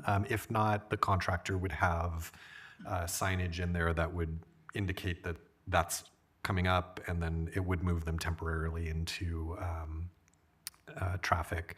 But that's a good thought. I don't know exactly what the construction plans call for on that, but I'll make a note to be sensitive to the bikeway impact. And I had a question, Chris.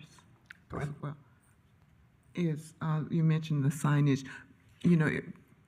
Consider providing that the contract and everything is approved and they can start work November. Will there be some advance notice to people walking through there that starting this date effective? Yes. That will be closed? Yes, we will post notices at the park that it will be closed for construction for a period of time. We'll also deploy our electronic message board signs to provide some notice as well. And like I said, the county will have signage on the interior of the park. So if somebody has entered on another trailhead and is looking to come down the Woods End trailhead, there would be a notice there that if they do that, they're going to run into construction at the bottom end. Okay. Thank you. So I'm going to open public comment. Vicki?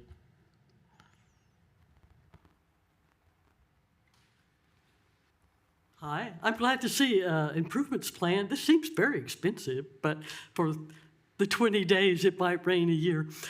Is there a plan next to the monument or somewhere to have a notice board with a map, maybe a QR code? That's kind of the new thing, so that someone comes for the first time, they can see something what's ahead. Thank you. Sure. Two responses there. On the cost side, again, it's more than we had anticipated spending for the project. But I think, when there's a dearth or a delta between what we want to build it for and what contractors are willing to build it for, we really have very little choice there. I will, again, note that at least 38% of it is a product of state and federal grants, which defrays some of the general fund impact. And then I would also, I guess, just highlight that we've spent very, very little money on this property since 2010 or thereabouts. And so this level of investment over the next, say, 15 years feels good to me. But to your point about signage, yes. OC Parks will be installing signage, not as part of this project, but as in connection with it on the interior of the park space. Right now, there isn't, if you go to other trailheads, OC Parks has much more educational interpretive signage than exists at our property. And that's just a product of the kind of legacy design. As part of this project, you will see more signage on the inside that helps you understand what it connects to and what you're seeing and all of that. So as far as a QR code, I don't really know. I know they have their own signage programs, but what you're getting at, those types of interpretive signage, it will be a part of this. Yep. Any other public comment? Then we'll go to council. No? I'm excited about the improvements. I walked through there quite a bit, and so it'll be nice to see the improvements. Thank you. I believe that OC Parks does have interactive signage so that when you come to a Vista Point or a trail diversion or an unusual tree or whatever, it has a little sign and it tells you what to do with your cell phone so that you can get information. So I expect they will include that. Chris emphasized the problem that we have constantly had whenever there's a rainstorm, mud just sheets into the road. And he emphasized that he's going to be very happy to have that taken care of. But that is not the only goal of this work. This is our city's land in the park, and we kind of dumped it into the park and then didn't do anything with it. So now finally we are building a respectable trailhead. We are inviting the public into the park, and we are trying to do something to prevent impaired drivers from zooming down the hill and plowing across the street. I think the light that shines on the monument sign will disturb the squirrels less than having a car land on top of them in the middle of the night. So there are a variety of reasons that we have wanted to bring this park up to standard and make it something that we can really be proud of how it looks. So thanks.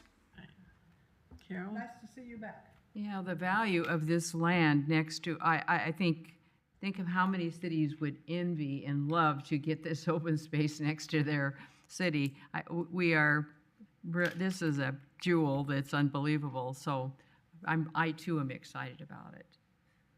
Yeah, and that's what I meant when I said finally we're doing. I meant for as long as I've been on council, there's been dirt out in the road, and I'm really happy we're going to be doing something about it, because that's got to be slippery too when it gets wet. So I move the staff recommendation.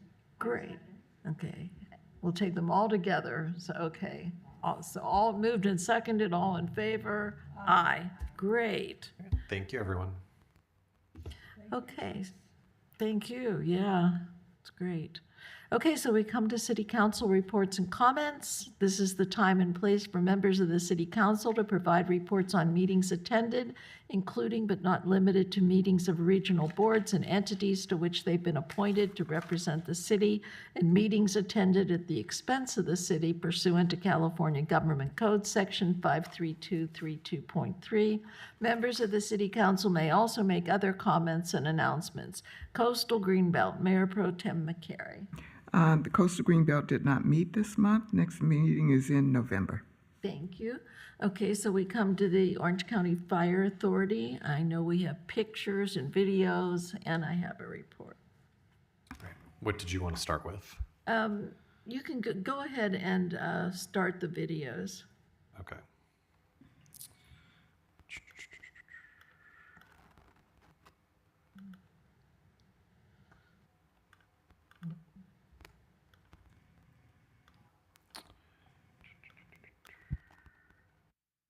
All right.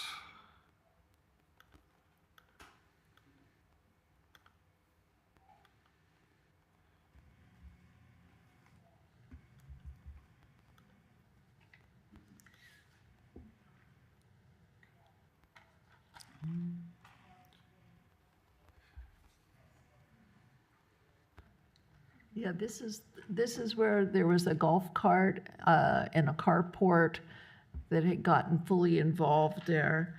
And several cars and golf carts on fire in Laguna Woods carport sent a large column of smoke into the air at 10:30 a.m. Firefighters knocked down the fire in just 18 minutes, saving the other vehicles in adjacent carports. Nobody was injured, and the fire is under investigation. Thank you. And the September call volume, in September, our Emergency Control Center received 19,011 calls for 14,533 incidents in our service area, for an average of 484 incidents a day. Would dispatch the appropriate response in 0.52 minutes, which is well under the 1.4 national standard. Further, as reported by Chief Fennessy at the September board meeting, our year-to-date total response time and dispatch and turnout time is 8.27 at the 90th percentile. And these are the numbers just for Laguna Woods, through 1,420 for each different incident: fire, traffic, hazardous conditions, medical, and others. Okay, and there was one more picture, I think. What was the other one? I'm sorry. Nope, I guess that was it. That was the two, yeah, for Laguna Woods. Great. Okay, so that does my report for the Orange County Fire Authority. Thank you, Chris. Okay, Orange County Library Advisory Board. Right, there's a number of things coming up in the library. One of them, they continue to bring in the authors, and those of you who are readers may know who Mitch Album is. He's actually going to be one of the speakers. He's a very well-known author. That's on October 28th, and that will be at, I think, I thought it was, oh, it is Laguna Hills, the Laguna Hills Community Center, which is, you know, not too far from us. Also, they have, I think, isn't James working with the adult safe driving Yes. workshop? Did you want to mention that, how that works real fast? Or Yeah, would you like this? I would love that. Yes, thank you. How's that? Go ahead. Yes, there is a safe driving workshop scheduled here at City Hall. I believe it's actually going to be in this room on Tuesday, December 2nd from 1 to 2:30. It's a partnership with AAA, actually. They do a workshop designed to provide older adult drivers with skills to retain licenses and stay on the road longer. Does that have anything to do with their insurance, by the way? I don't know if it has anything to do with their. No, I mean, does it help? Or I don't know. Yeah, I don't know, but I know we did this once before, and they do it all throughout the county. Very positive response to it. Space is limited. There is a request that you register in advance, and so you can either call the library and they can give you the web link to do it, or there's a flyer available at City Hall. I would read the web address, but it's a lot of random letters and things. But please RSVP prior to December 2nd. All right, and then they also have, these are just so many things that the library offers. They have a writing workshop, which is on Wednesday, November 5th. It's character development. Let me see what else they have coming up. Thursday, November 13th, they have a Medicare What's New for 2026. Friday, November 14th at 10 a.m. Those were both 10 a.m. An author talk, Christina Laporte. And then they have book groups. So if you want to join a big book group, it looks like they're going to be discussing Fahrenheit 451, Ray Bradbury's old, remember that one? That great book. And the Covenant, I've heard a lot about this one, The Covenant of Water by Abraham Verghese. That's going to be October 20th. So that's their virtual book groups, and those are on Zoom. And the library board meets next week. Thank you. Okay, Orange County Mosquito and Vector Control, Councilmember Lee. Yes, we didn't have a meeting. The meeting is coming up tomorrow. Okay, great, thank you. San Joaquin Hills Transportation Corridor Agency, Councilmember Connors. I'm going to talk today about interoperability. It's the thing that makes people who have our toll roads toll stickers on their cars able to drive on other roads, including the 91 and the Golden Gate Bridge and the 710 down in up in Los Angeles, and basically every toll road in California. And there are actually 13 tolling agencies who form the California Toll Operations Committee. There is a requirement, a technical requirement, that if you want your toll decal to register somewhere else, and then have that agency figure out who you are and where you were and how much your toll was, and to send an electronic message back so it dings your account here and the money's automatically deducted. That's the way we like to see it done. And right now we only do it within California because our California legislators are very concerned about giving driver data out to other places where they can't control how it's being used. And in the Senate Privacy Committee, they expressed some serious concerns about tracking drivers on our roads who may be seeking gender-affirming care or an abortion or avoiding an abusive spouse or avoiding ICE. So this is a very California kind of kind of objection. And there is a federal law that mandates that all the states get together and complete this interoperability issue, but whatever deadline on it is pretty far away. So there is a bill sponsored by Petrie Norris that is moving through, but it's going very, very slowly. And it's surprising there are more metrics that need to be shared other than number of axles, location, time of day, and the amount of the toll. There's like dozens of other little things in there. So it's something that we have been working on for a number of years and will continue to work on. This is now a 2-year bill, so it'll come back up for reconsideration in the next legislative session. But it's just an interesting thing we're doing. Not too long ago, I was in Kansas, and I ended up on the Kansas Turnpike and somehow missed the place where I was supposed to pay. And of course, I got a letter 10 days later telling me I had to pay $35 or something. So instead of calling them and begging for a waiver, which I probably would have gotten, I just paid the $35. But if you get dinged with something like that, I advise you to call first and request mercy. Thank you. South Orange County Watershed Management Area.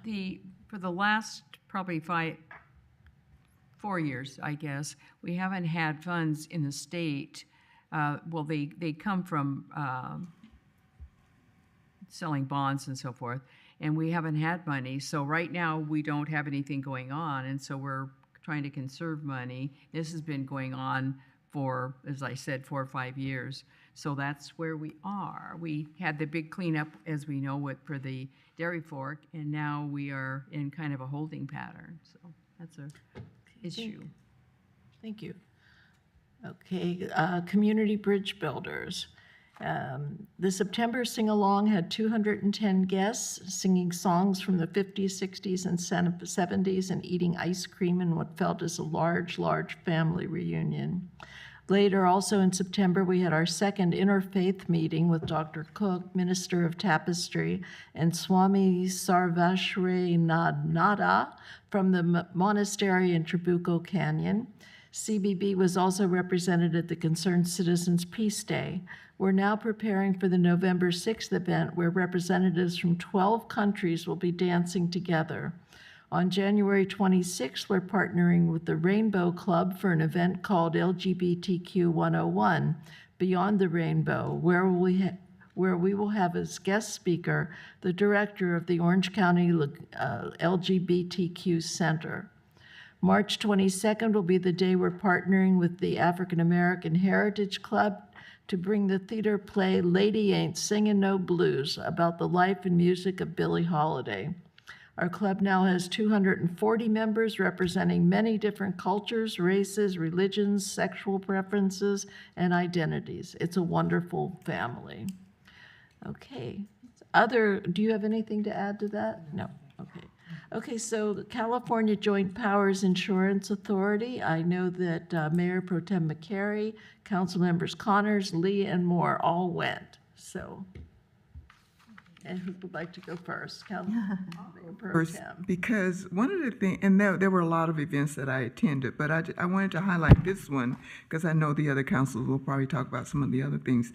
I was really excited about the cities that got the JPIA award for risk management. And it's always very interesting what each of these cities do in order to get this award. And I just wanted to read off the ones that I remember. Santa Clarita, Mammoth Lake, Indian Wells, Westlake Village, and many others, but it just really showed what they did to uphold the mission of JPIA and minimizing risk in their communities. So, and every year that we've gone, there have been different cities that get this award. So I think it's really good that we honor them.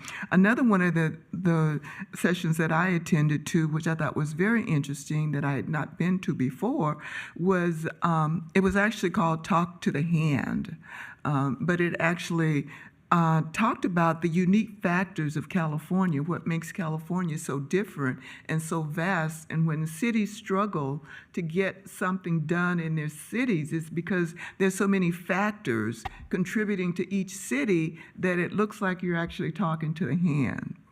So looking through a myriad of different unique factors within California really sort of explain why it's so difficult. And I just had a couple of, I printed this out, some of the unique factors about California. It first appeared on the map in 1541 when the region was Spanish territory. Another one, and there's a whole bunch of them, but Mexico was paid $15 million for California, Nevada, Utah, New Mexico, most of Arizona and Colorado, and parts of Kansas, Oklahoma, and Wyoming. So it just went on and on about these unique factors, and each city has such unique qualities that one size really doesn't fit all, and oftentimes cities try to make the one size fit all. So I thought that was very interesting. And then one other one that I really, really enjoyed was listening to the councilwoman from Los Angeles talk about communication during the fires that were in the Paradise area. So I found that very informative. Thank you. Councilmember Lee? Well, there are many presentations that we can relate to and that we can learn from. The first one was how to stay motivated, inspired, and how to stay inspired. And one of the things the speaker had really emphasized was that to have a healthy balance between what we do here and the outside of the City Hall. And it's very important to have a healthy balance between personal life and the life that we, as a public servant. And it's always very important to have the meaningful goals that is related to our personal life. So this is public servant, working as a public servant is not everything that I have, and I have many different areas of where I can spend time, and not only serving the public, but also we can serve as a private citizen and relate to the community as a personal level as well. And I thought that was very interesting. Another thing that the lectures that I attended was the cyber attack related matters. I guess it is so common now, and it's happened to us as an individual or even as agencies. So they talked about securing municipal financial system, preventing fraud, data breaches, and cyber attacks. And things that it was emphasized over and over was that we need to have a multi-layer of protection and verification, and if there's any unusual things that you notice, you have to call and check and verify, and before you do any of that, do not take actions. So that's something that are very important for us to remember. And as a seniors, these attacks are not only targeted to seniors, but seniors tend to respond a lot more compared to the younger generations. I guess because we have more time, we trust easy, and we're not familiar with all this, the messages and stuff that are out there that is so believable, but something that we should not believe. So check and verify, and also call before you make any decisions at all. And I thought that was very helpful. Thank you. Thank you. Councilmember Connors. We had a speaker talking about type A personalities and how we should avoid, this is sort of like a work-life balance, but how we should avoid burning out. And there was a list of all kinds of stressors that come to people in our position. And as we went through, I think I was sitting next to Pearl at the time, and she would list something, and we'd say, well, lucky we're retired and we don't have to worry about that. And then she would list something else, and we would say, well, the city manager takes care of that. And so she had all these things on her list, and we were just kind of dividing them off of one side to another. And it occurs to me that that may be one reason why our council generally works more smoothly than the council in other cities, is that we are protected from a lot of the stresses by the fact that the personal demands on us are not as great as they are for some other people. And also because we have this most extraordinary city manager who just takes care of stuff. Following on what Councilmember McCary said, one of the things I learned about particular California history is that the land that we are on came to us from the Treaty of Guadalupe Hidalgo, which is something I did learn in school, but that there was a provision in that treaty that Spanish as a language would always be available to people who wanted to deal with the government. And that's why whenever you call a California government office, there is always an option to press this number for Spanish. And I think that this reminder that Hispanic people colonized this land and owned this land and ruled this land before we got here is something that we really need to be thinking about these days. So that was impressive to me. And then there was a session I attended about handling complaints made against elected officials. Mostly, council members making improper or inappropriate statements to staff or to the public, just either dismissive or insulting or harassing or whatever. And a good set of guidelines about protecting the complainant from retaliation and making sure that the official who is being investigated is kind of quarantined from this but treated fairly at the same time. So that was very helpful as well.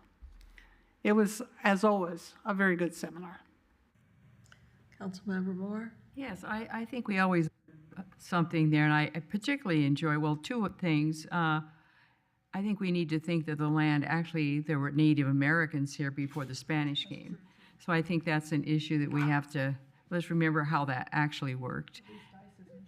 Pardon? Well, I think understanding that the king, well, there's a long history there of who owned the land, and there's an interesting, the 21st, I think, at Sherman Gardens, they're going to go back through and do a total history of the Irvine Company. It'll be interesting. I'm going to attend that lecture. I think that sounds pretty fascinating, of looking back at the growth, the purchase of it, the growth of it, and what's happened with the Irvine Company and the development of the land. The JPI program is quite fascinating. I think that all the things mentioned previously, as well as the part that I thoroughly enjoy, and that's the cases. They have the case law and the attorneys who handled some interesting settlement cases, and what effect that will have on us as we go forward. Those cases are just quite fascinating to me, particularly looking at insurance. I don't know how many of you are finding, if you had insurance, this is not JPIA because that's cities, and the cities formed to form their own insurance. That's what it's all about. But when we think about insurance, then you begin to think of your personal insurance and think what a mess it is right now that Safeco is actually exiting. I had insurance with Safeco for at least 30 years, and they're no longer going to operate in the state. Our JPIA actually doesn't invest here either. They invest in Utah, and I think Catherine's JPIA vests in Arizona, as I recall. So looking at, is it Utah also? Okay, all right. Isn't ours Utah? I think it is, isn't it? So they're both Utah. That's interesting. At any rate, those cases and looking at what's going on with insurance, because the reinsurance people who are some of the sponsors are almost always at these conferences, and it's an opportunity. I love it. I love hearing what they're telling you about what's going on in the industry and what's happening with reinsurance, and learning the difference between reinsurance and excess insurance, which somebody told me was the same, and it turns out it's not the same after all. Anyway, we learn from it, and it's a great opportunity. So I'm glad I was able to attend, and I have to be honest, I didn't relate to the speaker at all. She lived a lifestyle that was totally different than one I live, and the things that she was talking about, I didn't relate to any of them at all. So, and you were saying, look, we don't have that. I thought, truly, her whole life is not one that I live, so it didn't relate to me at all. Thank you. Thank you. Okay, League of California Cities, Mayor Pro Tem McCary. Thank you, Madam Mayor. I did attend that conference in Long Beach. It was their 24th annual conference. To begin, the league installed a new president, Gabriel Quintino, who is Mayor Pro Tem in El Cerritos. I attended ethics training. It's a 2-hour, state law requires that elected officials attend a 2-hour ethics training, and I believe it's every 2 years, but I attended it last year, but I also attended it again this year because the information never seems to get old. And the more, for me, the more I attend these ethics classes, the more I stay aware of how I can stay in compliance with stuff like the Brown Act, how I can stay in compliance with campaign contributions and what's considered a gift and what's considered a contribution. So having that awareness on a yearly basis is really, really helpful. There was a session for the policy committee to meet and discuss any upcoming resolutions. However, since there were no resolutions submitted by Thursday morning, the policy committee did not convene. The Orange County Division installed a new president. His name is David Pinoza, and he is out of Orange County. There was also some highlights from the executive director. She talked about some legislative achievements and many success for the cities. And a couple of the ones that I just jotted down, the governor signed 2 sponsored recovery housing bills, AB 424 and AB 492 last week. AB 424 increases transparency by requiring the state to notify individuals about the status of complaints against recovery housing operators. And AB 492 requires that states notify cities when a license is approved in their jurisdiction. She also highlighted that the league led a board coalition in support of reauthorizing the state's CAP and INVEST programs to ensure cities could continue to access funding for local infrastructure and climate change adaptation. And finally, this is one that I had been following since last year at least. The governor signed Cal City-sponsored Senate Bill 456, which provides a narrow exemption from state contractors' license requirement. What they wanted to do is require people that paint mirrors on the freeway signs to actually have a contractor's license. So, and it actually made it to the governor's desk, and it was signed. So I attended also some other events. One of them had to do with how cities centralize communication, and this was a dialogue from some different cities and how they centralize their communication. And they do that by having one central calendar where the city posts all of its events and Public Works publish all of their events. The different entities within the city all share the same calendar. And while it looks good on paper, it ended up being very hectic and very chaotic. And the cities that were actually using it, they thought there's still some opportunity for improvement, but for the larger cities, it might seem to be centralized, where you can go to this calendar and find out everything you need to know about the city what dates the planning committee meets, or what date the permits department is open. So they're saying if you have it all on one calendar, it's an easier way for the residents within the cities to navigate through the city. So there were pros and cons about it. The next conference is actually going to be in Anaheim. Yes, see? It hasn't been there for a long time, has it? Not that I'm not aware of it's being there, so it would be in Anaheim next year. Long Beach usually. Yeah, the last couple of times it's been in Long Beach, so it'll be in Thank Anaheim. you. I believe Councilmember Lee attended Senior Summit. Yes, I attended 18th Annual Orange County Senior Summit, and I had an honor to give welcoming remarks and introduce speakers. By 2034, older adults will outnumber children in the U.S. for the first time in U.S. history. Wow. As a result of increased longevity, the demographics makeup of the U.S. is undergoing massive change. As a nation, we are largely unprepared to support the needs of these changing demographics. Healthcare, transportation, the workplace, housing, and the digital world will be transformed in this new age. So we as a seniors need to stay informed and get educated about this change that is coming. So actually, 2034 is like 9 years later, and we'll all be around. So there were many talks that really encourage seniors to plan their own age map. And they said it's okay to get old, it's not okay to think old. And I think that was a very good comment. And also the district attorney's office put on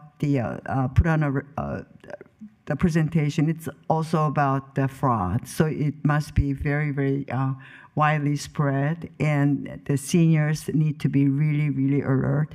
And one thing they just said in a very short sentence, it says, do not send money to anybody you have never met. So that keeps it simple and give us a good tip. And it was more than 700 people showed up. It was held in the Aliso Creek Ranch Park. It's good. Thank you so much. Yeah. Well, no, actually, the JRF was kind of. Yeah, all these conferences, you learn so much, and it's so broadening. You get to learn what happens in other cities and other people and other ideas and things that may not happen just here in this city. So I always learned a lot. I'm glad you all go. Are there any other comments or reports?